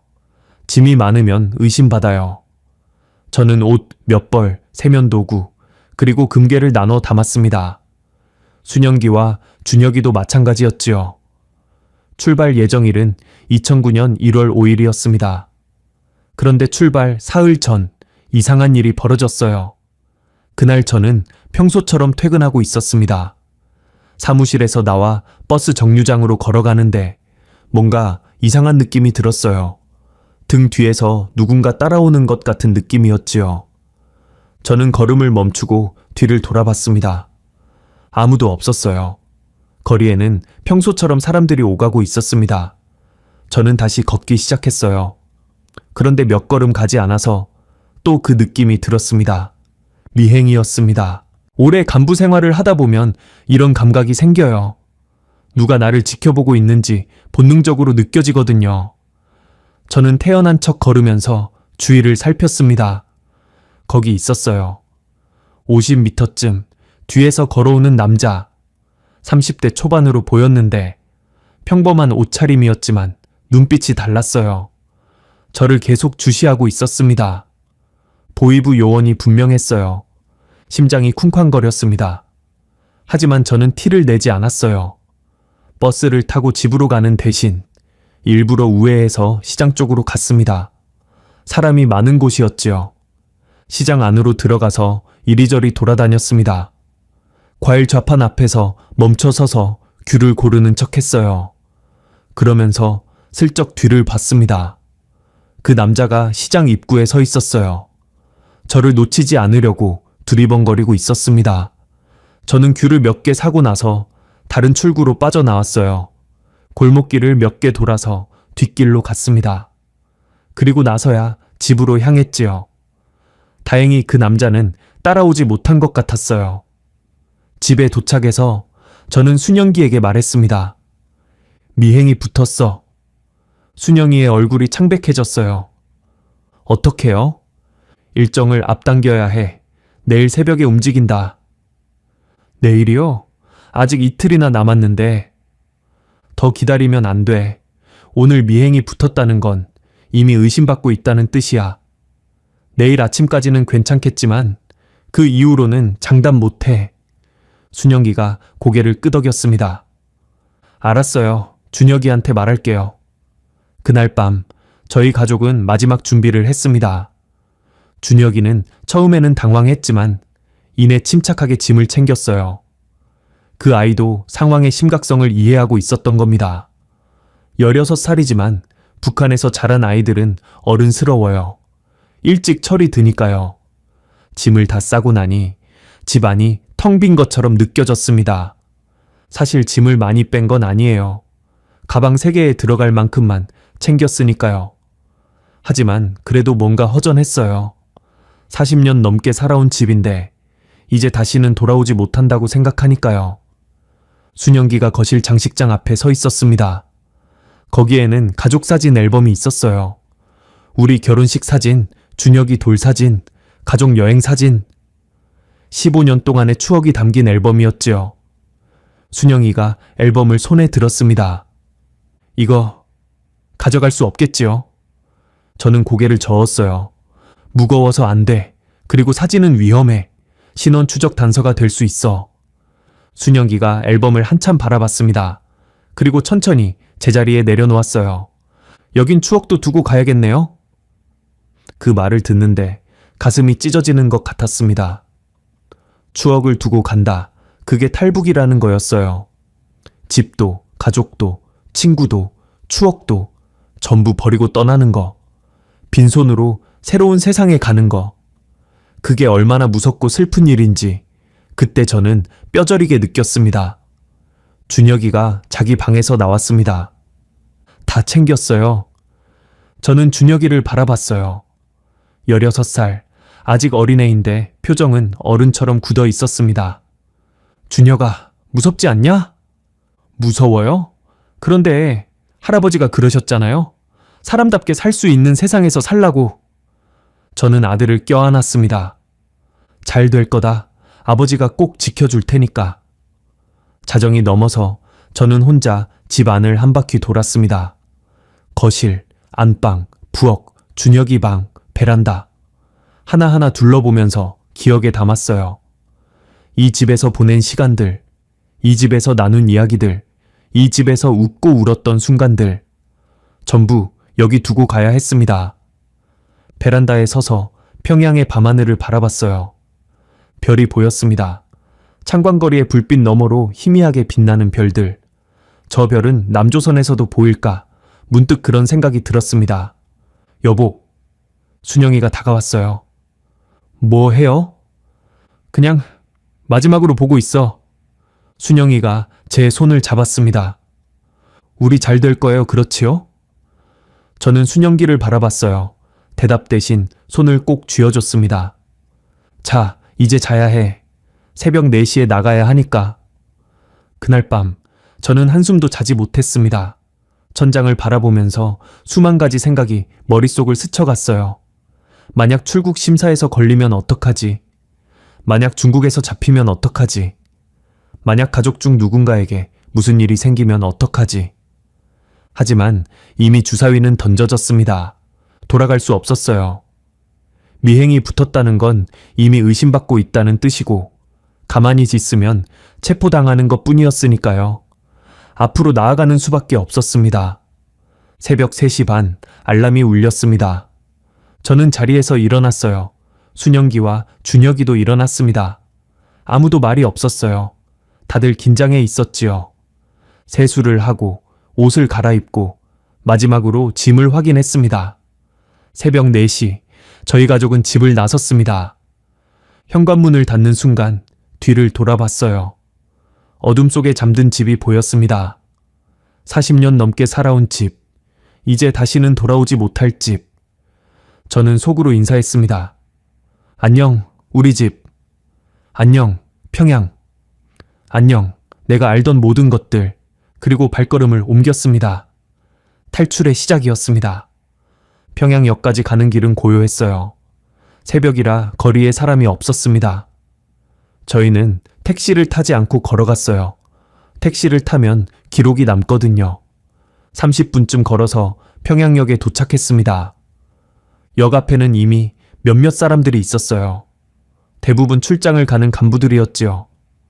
저희도 그 틈에 섞여 들어갔습니다. 출국 심사대 앞에 줄을 섰습니다. 심장이 미친 듯이 뛰었어요. 만약 리 중자가 약속을 어기면? 만약 다른 요원이 심사를 하면? 수많은 가정이 머릿속을 스쳤습니다. 드디어 저희 차례가 됐습니다. 심사대에 앉아있는 사람을 보고 저는 안도의 숨을 내쉬었어요. 리광수 중좌였습니다. 약속대로 직접 심사를 맡고 있었어요. 서류 주시오. 리 중좌가 무표정하게 말했습니다. 저는 서류를 건넸어요. 출장 허가증, 신분증, 그리고 순영기와 준혁이의 서류까지. 리 중좌가 서류를 훑어봤습니다. 시간이 영원처럼 느껴졌어요. 옆에서 순영이가 제 손을 꽉 잡고 있었습니다. 준혁이는 긴장한 얼굴로 앞을 바라보고 있었고요. 리 중좌가 도장을 찍었습니다. 쿵, 쿵, 쿵. 3번의 소리가 울렸어요. 통과요. 좋은 출장 되시오. 저는 서류를 받아들고 고개를 숙였습니다. 고맙습니다. 그리고 심사대를 지나 플랫폼으로 향했습니다. 신의주행 열차가 기다리고 있었어요. 저희 가족은 열차에 올랐습니다. 객실에 들어가서야 비로소 숨을 내쉴 수 있었지요. 순영기가 작은 목소리로 말했습니다. 첫 번째 관문은 넘었네요. 저는 고개를 끄덕였어요. 아직 멀었어. 진짜는 지금부터야. 열차가 천천히 움직이기 시작했습니다. 창밖으로 평양역이 멀어져 갔어요. 그리고 평양의 거리가, 건물들이, 모든 것이 뒤로 사라져 갔습니다. 저는 창밖을 바라보며 생각했어요. 이제 진짜 시작이다. 여기서부터가 진짜 탈출이다. 신의주까지 6시간, 그리고 그 후에 압록강을 넘어야 했습니다. 2005년 1월의 북한은 지옥 같은 추위였습니다. 영하 20도를 오르내리는 혹한이었어요. 숨을 쉬면 코털이 얼어붙고 손을 내밀면 순식간에 감각이 사라지는 그런 날씨였지요. 그 추위 속에서 저희 가족은 신의주행 열차에 몸을 실었습니다. 평양역을 출발한 건 새벽 5시쯤이었어요. 출국 심사를 통과하고 나서 1시간쯤 기다렸다가 열차에 탔습니다. 객실은 난방이 됐지만 저는 온몸이 얼어붙은 것처럼 느껴졌어요. 추위 때문이 아니었습니다. 공포 때문이었지요. 신의주까지는 6시간 거리였습니다. 그 6시간 동안 저는 단일 초도 눈을 붙이지 못했어요. 창밖으로 스쳐가는 풍경을 바라보면서 끊임없이 불안한 생각이 밀려왔습니다. 혹시 평양에서 연락이 와서 열차를 세우면 어떡하지? 혹시 중간역에서 보이부가 올라타면 어떡하지? 순영이는 눈을 감고 있었지만 자는 게 아니라는 걸 알았어요. 손이 떨리고 있었거든요. 저는 순영이 손을 잡아줬습니다. 아무 말도 하지 않았어요. 말을 하면 오히려 더 불안해질 것 같았으니까요. 준혁이는 창밖을 바라보고 있었습니다. 16살짜리 아이 얼굴에 어떤 표정도 없었어요. 무섭거나 불안하거나 슬프거나 그런 게 전혀 안 보였습니다. 너무 긴장해서 감정 자체가 얼어붙은 것 같았어요. 첫 번째 검문은 평안남도 순천역에서 있었습니다. 열차가 멈추고 보이부 요원 2명이 객실로 들어왔어요. 승객들의 신분증과 서류를 확인하는 거였지요. 저는 심장이 터질 것 같았습니다. 요원이 저희 쪽으로 다가왔어요. 서류요. 저는 최대한 태연하게 서류를 건넸습니다. 출장 허가증, 신분증, 가족들 서류까지. 요원이 서류를 훑어봤어요. 시간이 영원처럼 느껴졌습니다. 중국 출장이요? 예, 심양에 거래처가 있습니다. 가족까지 다 데리고? 아들이 대학 진학을 앞두고 있어서 현장 경험을 쌓게 해주려고요. 아내는 의료 연수 프로그램으로 갑니다. 요원이 저를 쳐다봤어요. 그 눈빛이 뭔가를 의심하는 것 같았습니다. 저는 눈을 피하지 않으려고 애썼어요. 눈을 피하면 의심받거든요. 당당하게 아무것도 숨기는 게 없다는 듯이 바라봐야 했습니다. 몇 초가 지났을까요? 요원이 서류를 돌려줬습니다. 좋은 출장 되시오? 그리고 다음 승객에게로 갔어요. 저는 속으로 안도의 한숨을 내쉬었습니다. 하지만 아직 끝난 게 아니었어요. 신의주까지 가는 동안 이런 검문이 2번 더 있었습니다. 평안북도 정주역에서 1번, 그리고 신의주 들어가기 직전에 1번. 매번 심장이 멎는 것 같았어요. 하지만 다행히 3번 다 무사히 통과했습니다. 리 중저한테 준 뇌물이 효과가 있었는지 아니면 그냥 운이 좋았는지 모르겠어요. 어쨌든 저희는 신의주에 도착할 수 있었습니다. 신의주역에 내린 건 오전 11시쯤이었어요. 역 앞은 사람들로 북적였습니다. 대부분 중국과 장사를 하러 오가는 사람들이었지요. 저희도 그 틈에 섞여서 역을 빠져나왔습니다. 이제 다음 관문이었어요. 국경 안내인을 만나야 했습니다. 아버지가 알려주신 연락처로 미리 연락을 해뒀거든요. 만나기로 한 장소는 신의주 시내의 한 식당이었습니다. 식당에 들어가니 구석자리에 50대 남자가 앉아 있었어요. 조선족이었습니다. 중국 단둥에서 왔다고 했어요. 이름은 말씀드리기 어렵습니다. 아직도 그쪽에서 일하고 있을 수 있으니까요.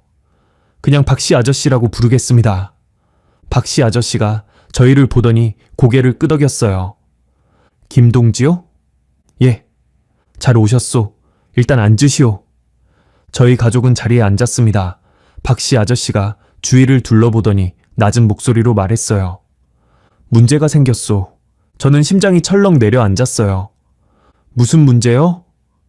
원래 계획은 오늘 밤에 압록강을 건너는 거였소. 얼음 위로 걸어서요. 그런데 박씨 아저씨가 한숨을 쉬었습니다. 올해 겨울이 이상하게 따뜻해서 강이 완전히 안 얼었소. 중간중간 물이 흐르는 구간이 있소. 저는 머릿속이 하얘졌어요.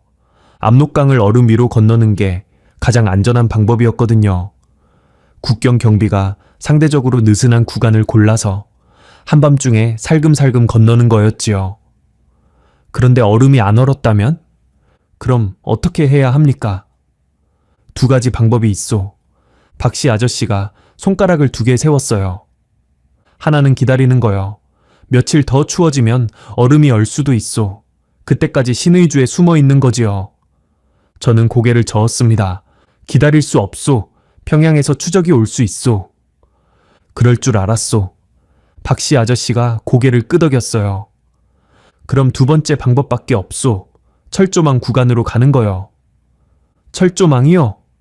압록강 국경에는 철조망이 쳐진 구간이 있소. 거기는 강을 건너는 게 아니라 육지로 연결된 부분이요. 물론 경비가 더 삼엄하지만 밤에 경비가 느슨해지는 틈을 타면 가능하오. 저는 순영기와 눈을 마주쳤습니다. 순영기가 작은 목소리로 물었어요. 위험한 거 아니에요? 박씨 아저씨가 솔직하게 대답했습니다. 위험하오. 철조망 아래를 기어서 통과해야 하고 경비병한테 발각되면 총 맞소. 하지만 지금 상황에서는 이게 유일한 방법이요. 저는 잠시 생각했어요. 기다릴 수는 없었습니다. 하루라도 더 북한 땅에 있으면 위험해지거든요. 평양에서 미행이 붙었다는 건 이미 저희를 의심하고 있다는 뜻이었으니까요. 언제 체포령이 떨어질지 모르는 상황이었습니다. 그 방법으로 가겠소. 저는 결정을 내렸어요. 언제 움직입니까? 오늘 밤이요. 자정쯤에 출발하면 새벽 2, 3시쯤 국경에 도착할 거요. 그때가 경비가 가장 느슨한 시간이요. 저희 가족은 그날 하루 종일 신의주의 한 여인숙에 숨어 있었습니다. 아무것도 할 수 없었어요. 그냥 기다리는 것밖에요. 저는 창밖을 바라보면서 시간이 가기를 기다렸습니다. 해가 지고 어둠이 내리고 달이 떠올랐습니다. 밤 11시 박씨 아저씨가 왔어요. 준비되셨소? 저희 가족은 고개를 끄덕였습니다. 그럼 갑시다. 절대 소리 내지 마시오. 무슨 일이 있어도요. 여인숙을 나서는 순간 칼바람이 얼굴을 때렸어요. 영하 20도가 넘는 추위였습니다. 숨을 쉬면 폐가 얼어붙는 것 같았어요. 저는 순영기와 준혁이를 앞세우고 박씨 아저씨를 따라갔습니다. 신의주 외곽으로 나가는 길은 어둡고 고요했어요. 가로등도 없고 사람도 없고 오직 눈밭만 펼쳐져 있었습니다. 발이 눈에 빠질 때마다 서걱서걱 소리가 났어요. 그 소리마저 무서웠습니다. 누가 들으면 어떡하나 싶어서요. 2시간쯤 걸었을까요? 박씨 아저씨가 멈춰 섰어요. 저기요. 그가 가리킨 곳에 철조망이 보였습니다. 3미터가 넘는 높이의 철조망이 어둠 속에서 희미하게 빛나고 있었어요. 그 너머가 중국이었습니다. 불과 10여 미터 거리인데 그게 그렇게 멀어 보일 수가 없었어요. 저 철조망 아래를 파고 들어가야 하오. 박씨 아저씨가 속삭였어요. 땅이 얼어서 잘 안 파지는데 여기 미리 파놓은 구멍이 있어. 한 명씩 들어가면 돼요. 저는 철조망 아래를 봤어요. 정말로 작은 구멍이 있었습니다. 사람 한 명이 겨우 기어 들어갈 정도 크기였지요. 그 구멍을 통해 철조망 밑을 지나가야 했습니다. 경비병은요? 저쪽에 초소가 있어. 박씨 아저씨가 200미터쯤 떨어진 곳을 가리켰어요. 희미하게 불빛이 보였습니다. 지금 교대 시간이라 잠깐 비어 있을 거요. 10분 안에 건너야 하오. 10분. 저희 가족 3명이 그 작은 구멍을 통과하는데 10분. 가능할까요? 저도 모르겠었어요. 하지만 해야 했습니다. 내가 먼저 가겠소. 저는 말했어요. 그리고 준혁이, 마지막에 순영이 순서로. 박씨 아저씨가 고개를 끄덕였습니다. 빨리 하시오. 그리고 건너편에서 기다리고 있겠소. 박씨 아저씨가 먼저 철조망 구멍으로 들어갔어요. 놀라울 정도로 빠르게 사라졌습니다. 역시 전문가는 다르구나. 그런 생각이 들었지요. 이제 제 차례였습니다. 저는 땅에 엎드렸어요. 눈과 흙이 섞인 차가운 땅이 온몸에 닿았습니다. 팔꿈치로 땅을 짚으면서 천천히 구멍 안으로 기어 들어갔어요. 철조망이 머리 위로 지나갔습니다. 녹슨 철사들이 등을 스치는 느낌이 들었어요. 조금만 올라가면 찢어질 것 같았습니다. 저는 최대한 몸을 낮추고 기어갔어요. 3미터쯤 됐을까요? 영원처럼 느껴졌습니다. 팔꿈치가 얼어붙은 땅에 쓸리면서 아팠지만 신경 쓸 여유가 없었어요. 그냥 앞으로, 앞으로. 드디어 철조망을 빠져나왔습니다. 저는 재빨리 일어나서 뒤를 돌아봤어요. 철조망 너머로 준혁이가 엎드리는 게 보였습니다. 빨리. 저는 소리 없이 입만 움직여서 말했어요. 준혁이가 구멍 안으로 들어왔습니다. 16살이라 몸이 작아서 저보다 빨랐어요. 하지만 중간에 문제가 생겼습니다. 준혁이가 갑자기 멈춘 거예요.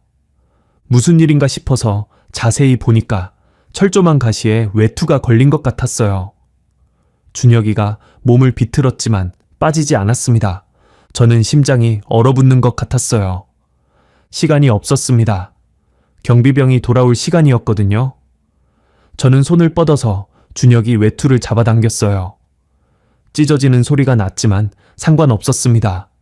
준혁이가 빠져나왔어요. 그런데 준혁이 손에서 피가 흐르고 있었습니다. 가시에 베인 거였어요.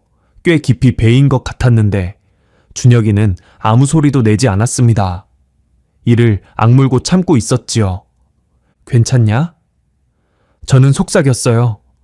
준혁이가 고개를 끄덕였습니다. 괜찮아요. 어머니가 오고 있어요. 저는 다시 철조망 너머를 봤어요. 순영기가 구멍 안으로 들어오고 있었습니다. 순영이는 저나 준혁이보다 느렸어요. 체력이 약해서 그런 것도 있었지만 무엇보다 두꺼운 외투가 문제였습니다. 철조망 가시에 자꾸 걸렸거든요. 중간쯤 왔을 때였습니다. 찢어지는 소리가 크게 났어요. 순영이 외투가 철조망에 걸려서 찢어진 거였습니다. 순영이가 당황해서 몸을 비틀었는데 그 바람에 더 깊이 걸렸어요. 저는 속이 타들어갔습니다. 당겨요. 그냥 당겨요. 저는 소리 없이 말했어요. 순영이가 있는 힘껏 당겼습니다. 외투가 완전히 찢어지면서 순영기가 빠져나왔어요.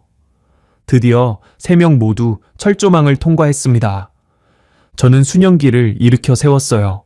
순영이 외투는 등 부분이 완전히 찢어져 있었습니다. 이 추위에 그렇게 되면 큰일인데 지금은 어쩔 수 없었어요. 빨리 가요.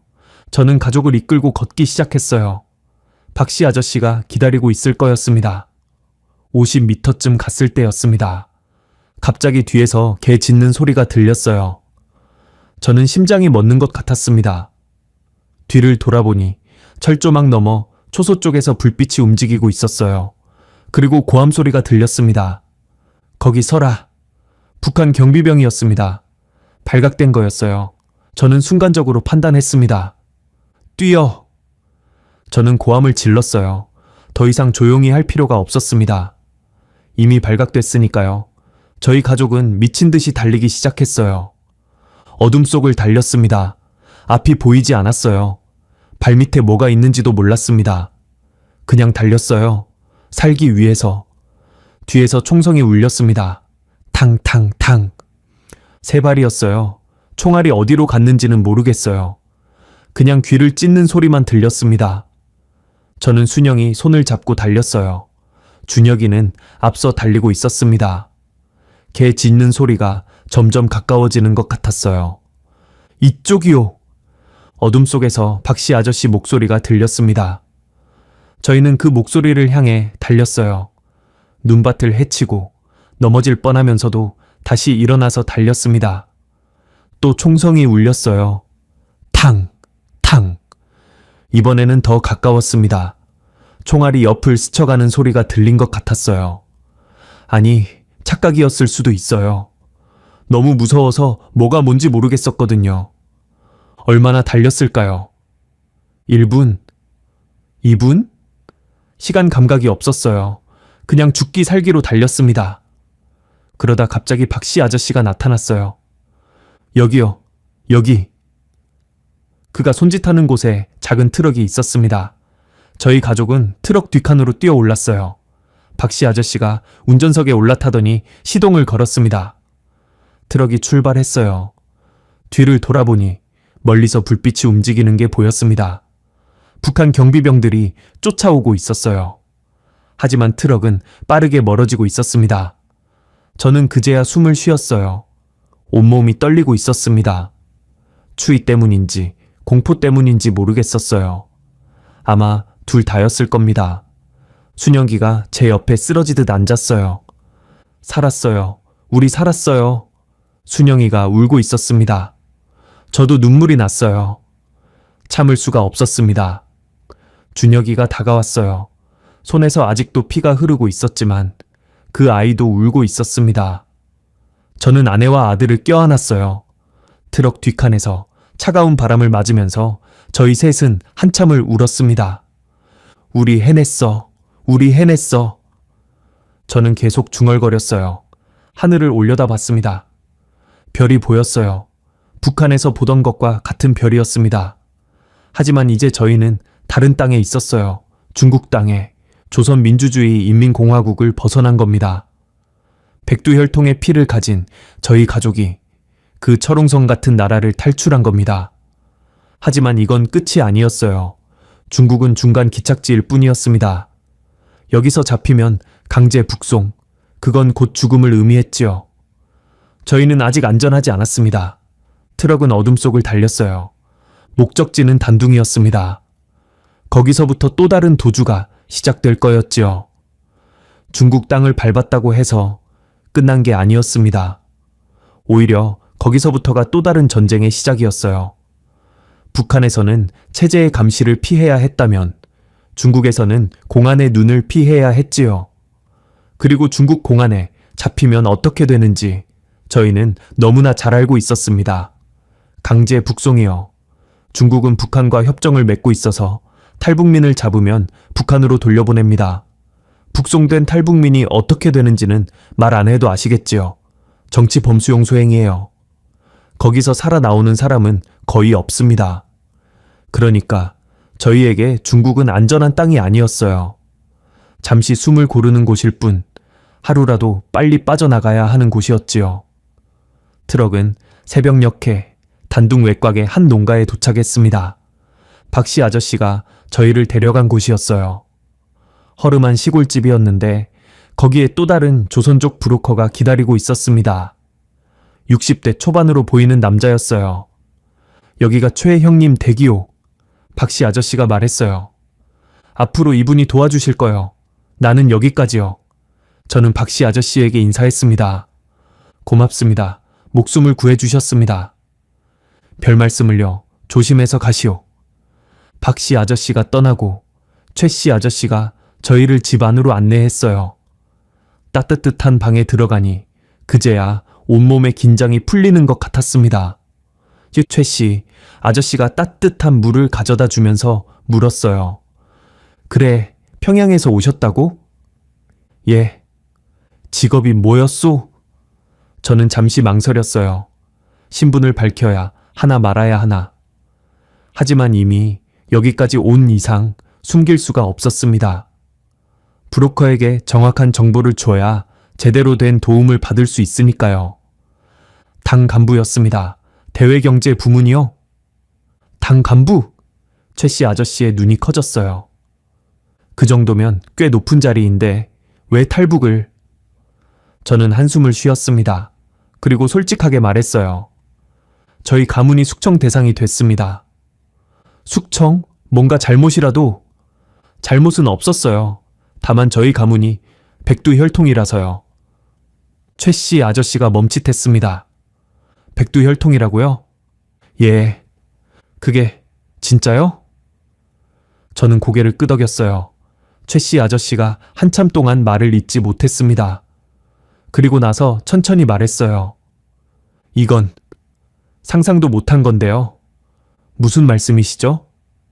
내가 20년 넘게 이 일을 했소. 수백 명을 넘겼어요. 하지만 백두혈통은 처음이요. 이런 경우는 들어본 적도 없소? 저는 그 말에 긴장이 됐어요. 혹시 도와주기 어려우시다는 건가요? 아니, 그런 뜻이 아니오. 최씨 아저씨가 손을 내저었어요. 다만 조심해야 한다는 거요. 당신 같은 사람이 탈북했다는 게 알려지면 북한에서 난리가 날 거요. 중국 공안도 더 열심히 찾을 거고 일반 탈북민보다 10배는 더 위험하다는 말이오. 저는 알고 있었습니다. 백두혈통의 탈북은 북한 체제에 큰 타격이에요. 선전선동 차원에서도 그렇고 내부 정보 유출 차원에서도 그렇지요. 그래서 북한은 저희를 잡기 위해 모든 수단을 동원할 거였습니다. 그래도 도와주실 수 있습니까? 물론이요. 다만 시간이 좀 걸릴 거요. 루트를 더 안전한 걸로 짜야 하니까. 최씨 아저씨가 저희에게 며칠 쉬라고 했어요. 그 며칠 동안 저희 가족은 처음으로 숨을 돌렸습니다. 따뜻한 방에서 자고 따뜻한 밥을 먹고 얼어붙었던 몸을 녹였지요. 준혁이 손의 상처도 치료했어요. 다행히 깊지 않아서 곪지는 않았습니다. 하지만 쉬는 동안에도 불안함은 사라지지 않았어요. 창밖을 보면 중국 공안 차량이 지나가는 게 보였거든요. 그때마다 심장이 철렁 내려앉았습니다. 혹시 저희를 찾으러 온 건 아닐까 하고요. 닷새 뒤 최씨 아저씨가 계획을 알려줬습니다. 단둥에서 바로 베이징으로 가는 건 위험하오. 중간에 선양을 거쳐서 갈 거요. 선양이요? 거기에 내 동료가 있소. 거기서 며칠 묵으면서 가짜 신분증을 만들 거요. 그리고 나서 베이징으로. 베이징에서는요?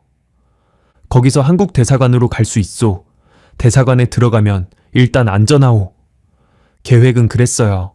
단둥에서 선양, 선양에서 베이징, 베이징에서 한국 대사관. 단순해 보이지만 그 과정이 얼마나 험난할지 저는 상상도 못했습니다. 이동은 주로 밤에 했어요. 낮에는 눈에 띄기 쉬우니까요. 밤에 몰래 움직이는 게 안전했습니다.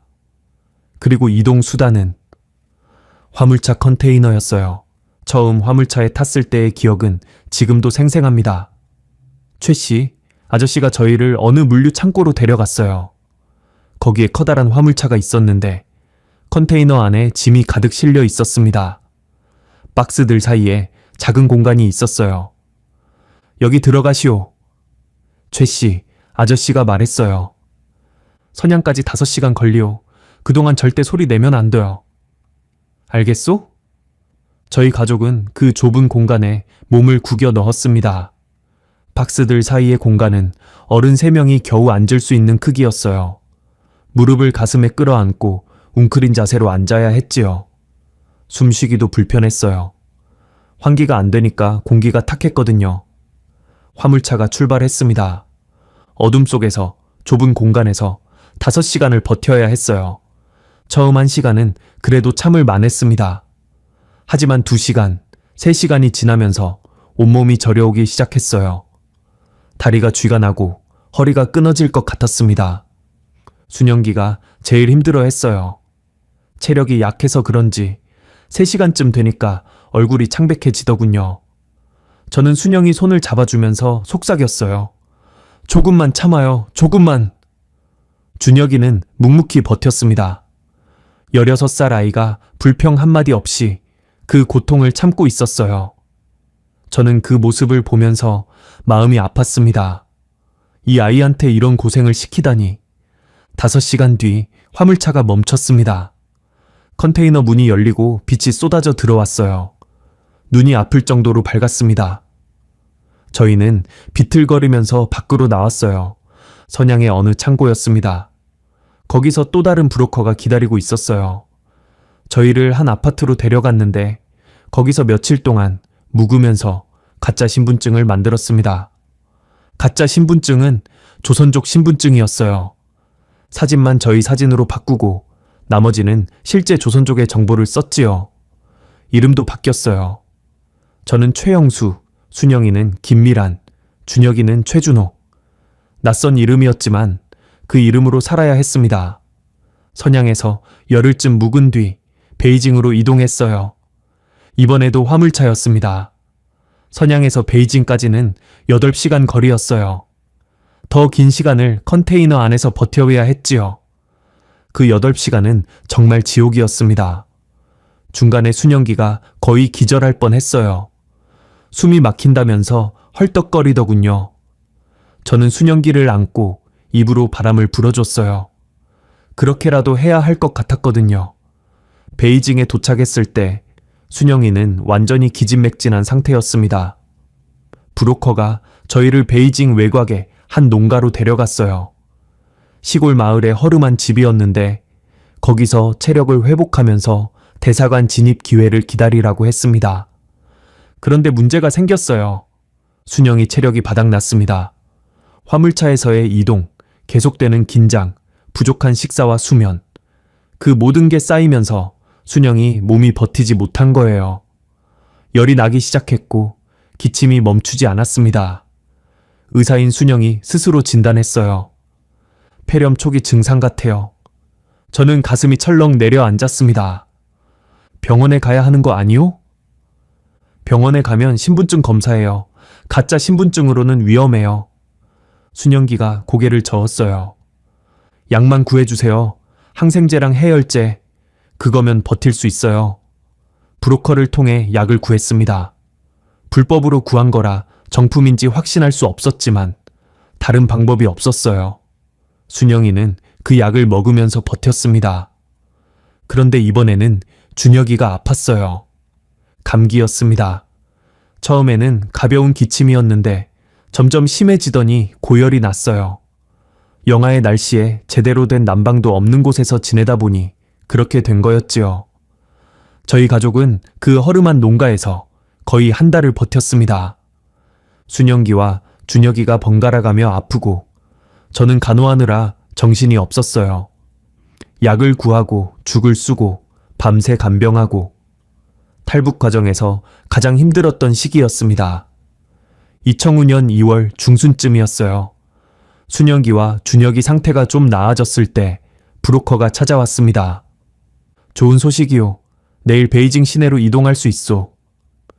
거기서 며칠 묵으면서 대사관 진입 타이밍을 잡을 거요. 저는 안도의 한숨을 내쉬었어요. 드디어 끝이 보이는 것 같았습니다. 대사관에만 들어가면 안전하니까요. 거기까지만 가면 되는 거였어요. 다음 날 저희는 베이징 근교의 한 아파트로 이동했습니다. 다른 탈북민 가족도 함께 있었어요. 30대 부부와 7살짜리 딸이었는데 함경북도에서 왔다고 했어요. 우리보다 일주일 먼저 도착해서 대사관 진입 기회를 기다리고 있었지요. 그 아파트에서 3일째 되던 날 밤이었습니다. 자정쯤이었을 거예요. 저는 잠이 안 와서 거실에 앉아 있었는데 갑자기 밖에서 차 소리가 들렸어요. 한 대가 아니라 여러 대였습니다. 저는 창문으로 다가가서 밖을 내다봤어요. 심장이 멎는 것 같았습니다. 공안 차량이었어요. 서너 대의 차에서 공안들이 우르르 내리고 있었습니다. 그리고 저희 아파트 건물 쪽으로 향하고 있었어요. 단속이다. 저는 소리쳤어요. 순영기와 준혁이가 벌떡 일어났습니다. 옆방의 그 가족도 놀라서 뛰어나왔어요. 어떡해요? 그 가족의 아내가 울먹이며 물었어요. 7살짜리 딸이 무서워서 엄마 치마를 붙잡고 있었습니다. 저는 재빨리 주위를 둘러봤어요. 브로커가 미리 알려준 게 있었거든요. 만약 단속이 오면 안방 옷장 뒤에 숨으시오. 옷장 뒤에 비밀 공간이 있다고 했어요. 이쪽으로!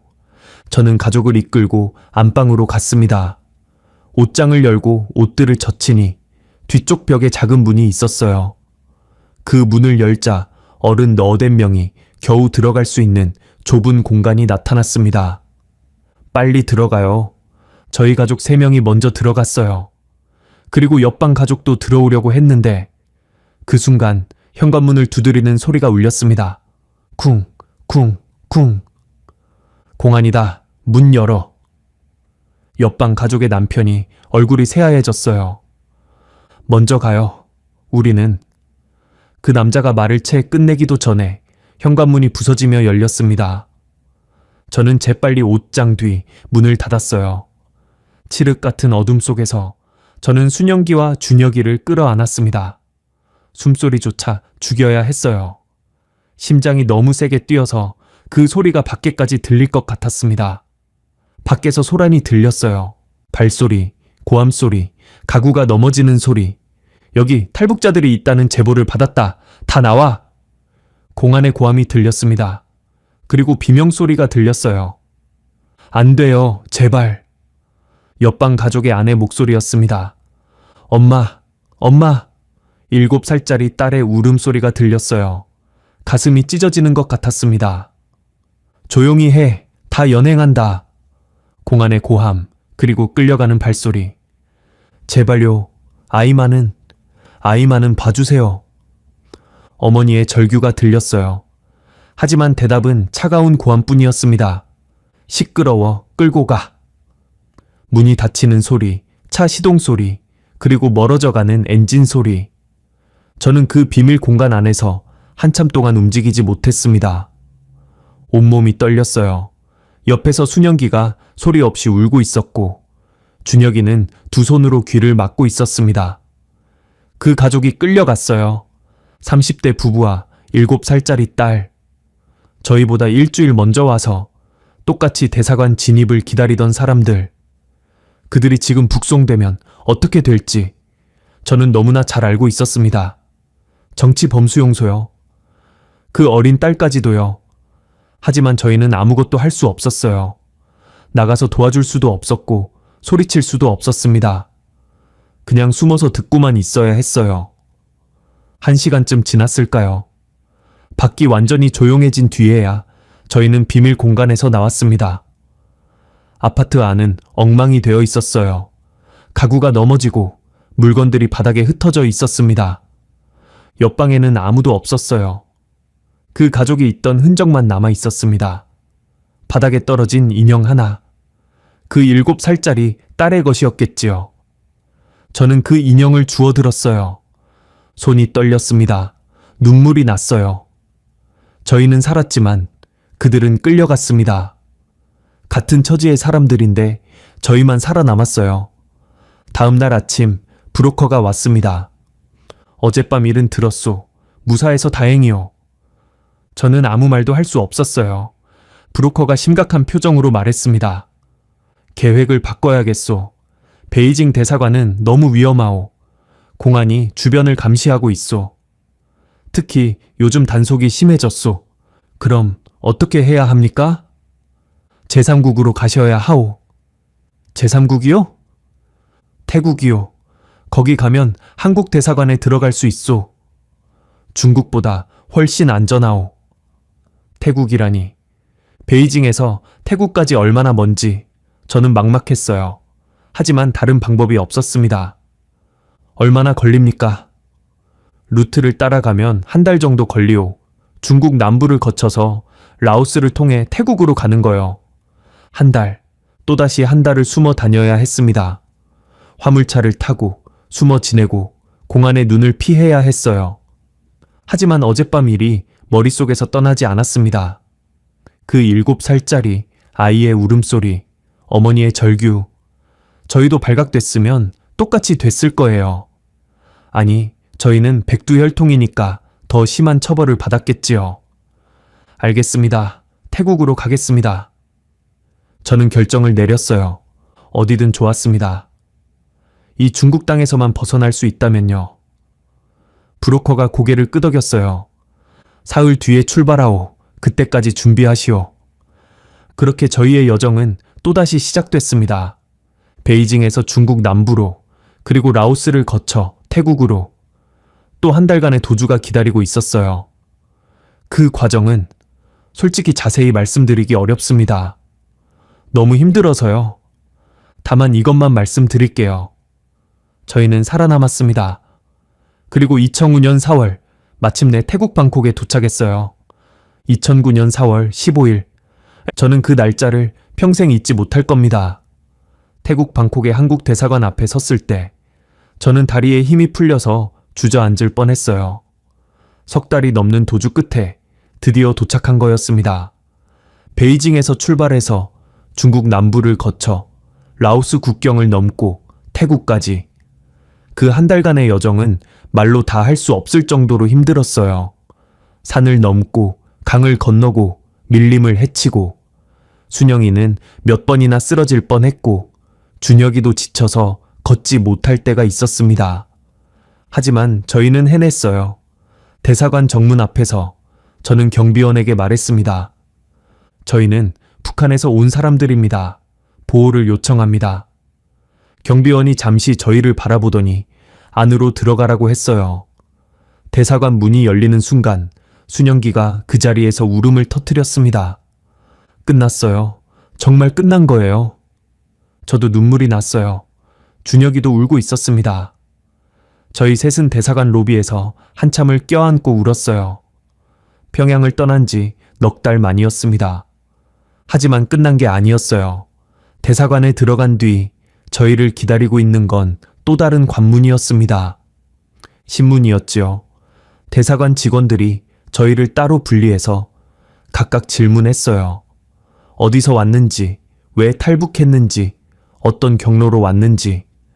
기본적인 질문들이었는데 같은 질문을 여러 번 반복해서 물었습니다. 진술이 일관되는지 확인하는 거였죠. 그건 예상했던 일이에요. 탈북민 중에는 간첩이 섞여 있을 수도 있으니까 철저하게 검증하는 게 당연했습니다. 저는 성실하게 대답했어요.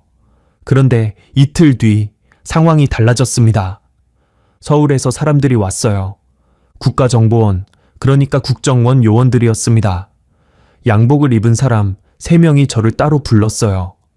작은 회의실에서 마주 앉았는데 그들의 표정이 심상치 않았습니다. 김 선생님, 요원 중 한 명이 말했어요. 선생님이 제출하신 서류를 검토했습니다. 그리고 진술 내용도요. 저는 긴장됐어요. 뭔가 문제가 있는 건가 싶었거든요. 선생님, 정말 백두혈통이 맞습니까? 그 질문에 저는 고개를 끄덕였습니다. 예, 맞습니다. 증거가 있습니까? 저는 품속에서 서류들을 꺼냈어요. 아버지가 주신 것들이었습니다. 가문의 족보, 내부 문서들, 그리고 평양, 최상층부에서만 볼 수 있는 기밀 자료들. 요원들이 서류를 검토하기 시작했어요. 한 장 한 장 넘기면서 그들의 표정이 점점 굳어졌습니다. 서로 눈빛을 교환하더니 한 명이 밖으로 나가서 전화를 걸었어요. 30분쯤 지났을까요? 그 요원이 돌아와서 말했습니다. 서울 본부에서 확인했습니다. 이 문서들은 진짜입니다. 다른 요원이 저를 바라봤어요. 선생님, 이게 사실이라면 분단 역사상 최고위급 가문의 탈북입니다. 이런 경우는 처음이에요. 저는 아무 말도 하지 않았습니다. 요원들이 서로 의논하더니 저에게 말했어요. 선생님, 앞으로 며칠간 더 자세한 면담이 필요합니다. 협조해 주시겠습니까? 물론입니다. 그 후 일주일간 저는 집중적인 신문을 받았습니다. 북한 내부 상황, 권력 구조, 핵심 인물들의 동향, 제가 알고 있는 모든 것을 말했어요. 요원들은 빠짐없이 기록했습니다. 어떤 정보는 그들도 처음 듣는 것들이었는지 놀란 표정을 짓기도 했어요. 신문이 끝난 뒤 수석 요원이 저에게 말했습니다.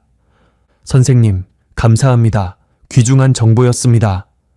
이제 한국에 갈 수 있는 겁니까? 예, 곧 출국 절차를 밟으시게 될 겁니다. 2009년 5월 초 저희 가족은 비행기에 올랐습니다. 방콕에서 인천까지 5시간 남짓의 비행이었어요. 비행기 창문 밖으로 구름이 보였습니다. 저는 그 구름을 바라보면서 생각했어요. 드디어 가는구나. 대한민국으로. 인천공항에 내렸을 때 저는 땅에 입을 맞추고 싶었습니다. 대한민국, 자유의 땅. 평양에서 그토록 적이라고 배웠던 나라. 하지만 이제는 저희의 새로운 고향이 될 곳이었어요. 공항에서 국정원 직원들이 저희를 맞았습니다. 그들은 저희를 하나원이라는 곳으로 데려갔어요. 탈북민들이 한국 사회에 적응하기 위해 교육받는 시설이었지요. 거기서 석 달간 교육을 받게 됐습니다. 하나원에 들어간 지 한 달쯤 됐을 때였어요. 어느 날 저녁 담당 직원이 저를 불렀습니다. 표정이 어두웠어요. 김 선생님, 잠시 얘기 좀 하시지요. 저는 불길한 예감이 들었어요. 직원이 저를 조용한 방으로 안내했습니다. 거기에 국정원 요원도 와 있었어요. 선생님, 앉으시지요. 저는 자리에 앉았습니다.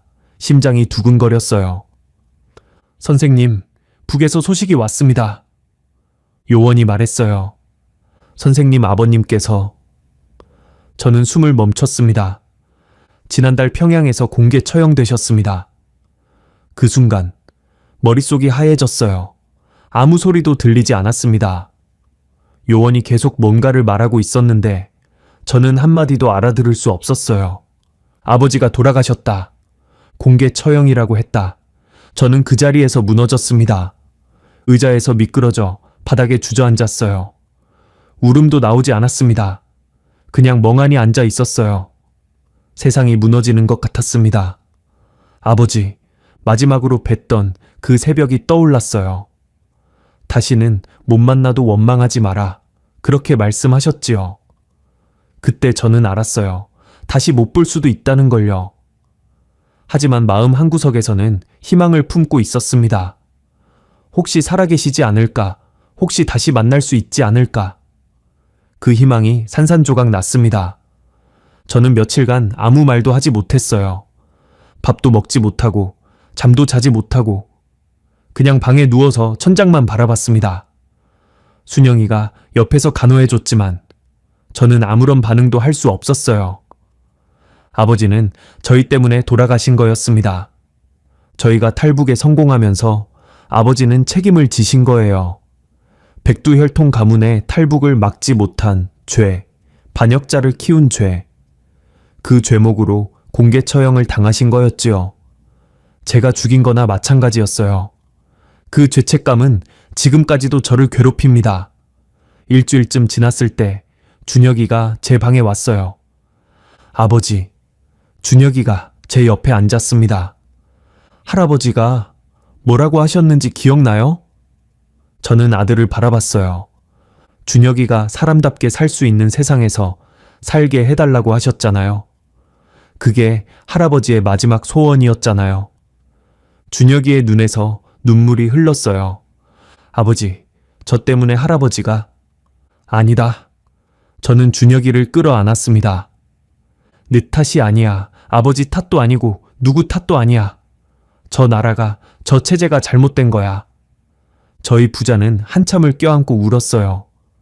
그리고 저는 다시 일어섰습니다. 아버지의 희생을 헛되이 할 수 없었어요. 아버지는 저희가 자유롭게 살기를 바라셨습니다. 그 소원을 이루는 게 제가 할 수 있는 유일한 보답이었지요. 하나원 교육이 끝나고 저희 가족은 서울에 정착했습니다. 그런데 그 전에 국정원에서 제안이 왔어요. 선생님 가족의 안전을 위해 신분을 완전히 바꾸시는 게 좋겠습니다. 저는 그 제안을 받아들였어요. 새 이름을 받았습니다. 김혁철. 그게 제 새 이름이 됐어요. 순영기와 준혁이도 새 이름을 받았지요. 저희의 과거는 완전히 지워졌습니다. 서류상으로 저희는 평범한 탈북민 가족이 됐어요. 그리고 저는 침묵하기로 했습니다. 백두혈통이라는 것, 아버지의 희생, 그 모든 걸 가슴에 묻기로 했어요. 가족의 안전을 위해서였습니다. 북한에서 저희를 찾고 있을 테니까요. 입을 열면 위험해질 수 있었어요. 그렇게 16년이 흘렀습니다. 준혁이는 한국에서 대학을 졸업했어요. 검정고시를 봐서 고등학교 졸업 자격을 따고 대학에 진학했지요. 컴퓨터 공학을 전공했는데 성적이 좋았어요. 졸업 후에는 IT 회사에 취직했습니다. 지금은 과장이에요. 3년 전에 결혼도 했어요. 한국에서 만난 여자분인데 착하고 똑똑한 사람이에요. 작년에는 손자도 태어났습니다. 제 첫 손자, 이름은 민준이에요. 그 아이를 안았을 때 저는 아버지 생각이 났어요. 아버지, 증손자가 태어났어요. 자유로운 나라에서요. 순영이는 의사 면허를 다시 땄습니다. 북한 의사 면허는 한국에서 인정이 안 되거든요. 그래서 처음부터 다시 공부했어요. 50이 넘은 나이에 의대 편입 시험을 보고 수련 과정을 거쳤지요. 정말 대단한 사람이에요. 지금은 서울의 작은 병원에서 내과 의사로 일하고 있어요. 주로 노인 환자들을 보는데 환자분들이 순영기를 좋아해요. 따뜻하게 대해주거든요. 저는 특별히 하는 일 없이 지냈습니다. 국정원에서 정착금을 받았고 그걸로 조용히 살았어요. 가끔 탈북민 지원단체에서 봉사활동을 하기도 했지만 제 정체는 철저히 숨겼습니다. 평범한 노인으로 살았어요. 아침에 일어나서 공원을 산책하고 점심에 순영기가 싸준 도시락을 먹고 저녁에 손자 사진을 보면서 웃고 그런 평범한 일상이 저에게는 기적 같았습니다.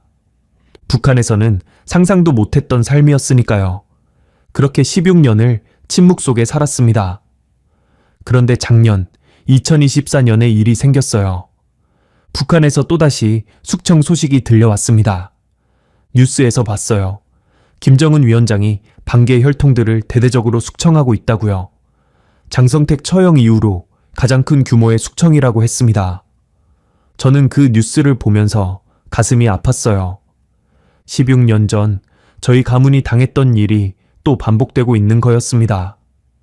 지금 이 순간에도 누군가는 숙청 명단에 이름이 올라가고 누군가는 처형당하고 누군가는 수용소로 끌려가고 있겠지요.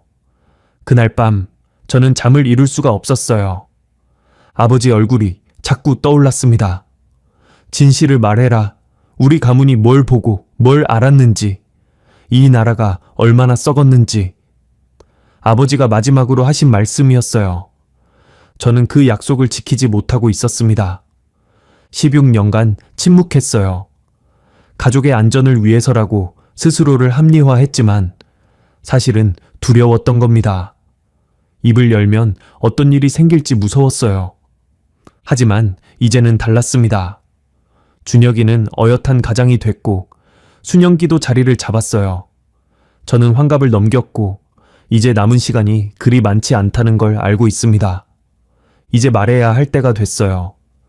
저 안에서 무슨 일이 벌어지고 있는지 세상이 알아야 합니다. 백두혈통이라는 게 무엇인지, 그 화려한 이름 뒤에 어떤 공포가 숨어 있는지 사람들이 알아야 해요. 그래서 오늘 저는 이 자리에 앉았습니다. 16년간의 침묵을 깨고 처음으로 제 이야기를 세상에 털어놓습니다. 저는 백두혈통이었습니다. 김일성 주석의 피가 흐르는 사람이었어요. 정확히 어떤 계보인지는 여전히 밝힐 수 없습니다. 아직 북한에 남아있는 친척들이 있을 수 있고 제 가족의 안전도 완전히 보장된 건 아니니까요. 하지만 이것만은 확실히 말씀드릴 수 있어요. 백두혈통이라는 건 축복이 아니라 저주입니다. 황금 세 장에 갇힌 삶이에요. 겉으로는 화려하지만 조금이라도 선을 넘으면 죽습니다. 가족이, 친척이, 아는 사람이 순식간에 사라져요. 그리고 그 공포 속에서 살아남으려면 눈을 감고 귀를 막고 입을 다물어야 합니다. 저도 그렇게 살았어요. 수십 년간 진실을 외면하고 체제의 공범으로 살았습니다. 굶어 죽는 사람들을 보면서도 눈을 감았고 처형당하는 사람들을 보면서도 귀를 막았어요. 하지만 아들 준혁이가 자라면서 저는 더 이상 그렇게 살 수 없었습니다. 제 아들만큼은 사람답게 살기를 바랐어요. 진실을 말할 수 있고 자유롭게 생각할 수 있고 두려움 없이 살 수 있는 세상에서 살기를 바랐습니다. 그래서 탈북을 결심했어요. 아버지의 희생 덕분에 저희는 살아남았습니다. 그리고 지금 저는 자유로운 나라에서 이 이야기를 하고 있어요. 아버지, 보고 계십니까? 아들이 약속을 지키고 있습니다. 진실을 말하고 있어요. 우리 가문이 뭘 보고 뭘 알았는지 세상에 알리고 있습니다. 늦어서 죄송합니다. 16년이나 걸렸어요. 두려워서, 비겁해서 그렇게 오래 침묵했습니다. 하지만 이제야 제가 증인이 되었습니다. 마지막으로 이 말씀을 드리고 싶어요. 저는 백두혈통이었습니다. 김일성의 피가 흐르는 사람이었어요. 하지만 그 피보다 무거운 것이 있었습니다. 아들이 사람답게 살기를 바라는 아버지의 마음, 그리고 진실 앞에서 더는 침묵할 수 없다는 인간의 양심. 그게 저를 이 자리에 앉게 했습니다. 지금 이 순간에도 북한에는 수천만 명의 사람들이 갇혀 있어요. 백두혈통이든 아니든 그들은 모두 그 거대한 감옥 안에서 신음하고 있습니다. 언젠가 그 감옥의 문이 열리는 날이 오기를 저는 간절히 바랍니다. 그날이 오면 저는 아버지 산소를 찾아갈 거예요. 평양 어딘가에 계실 아버지께 가서 이렇게 말씀드릴 겁니다. 아버지, 우리가 해냈어요. 준혁이는 자유로운 세상에서 살고 있어요. 손자도 생겼어요. 아버지의 소원대로 됐어요. 그리고 아버지, 이 나라도 자유로워졌어요.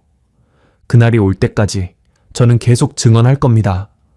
이게 저 김혁철의 이야기입니다. 아니, 백두혈통의 피를 버리고 자유를 선택한 한 사람의 이야기입니다. 끝까지 들어주셔서 감사합니다.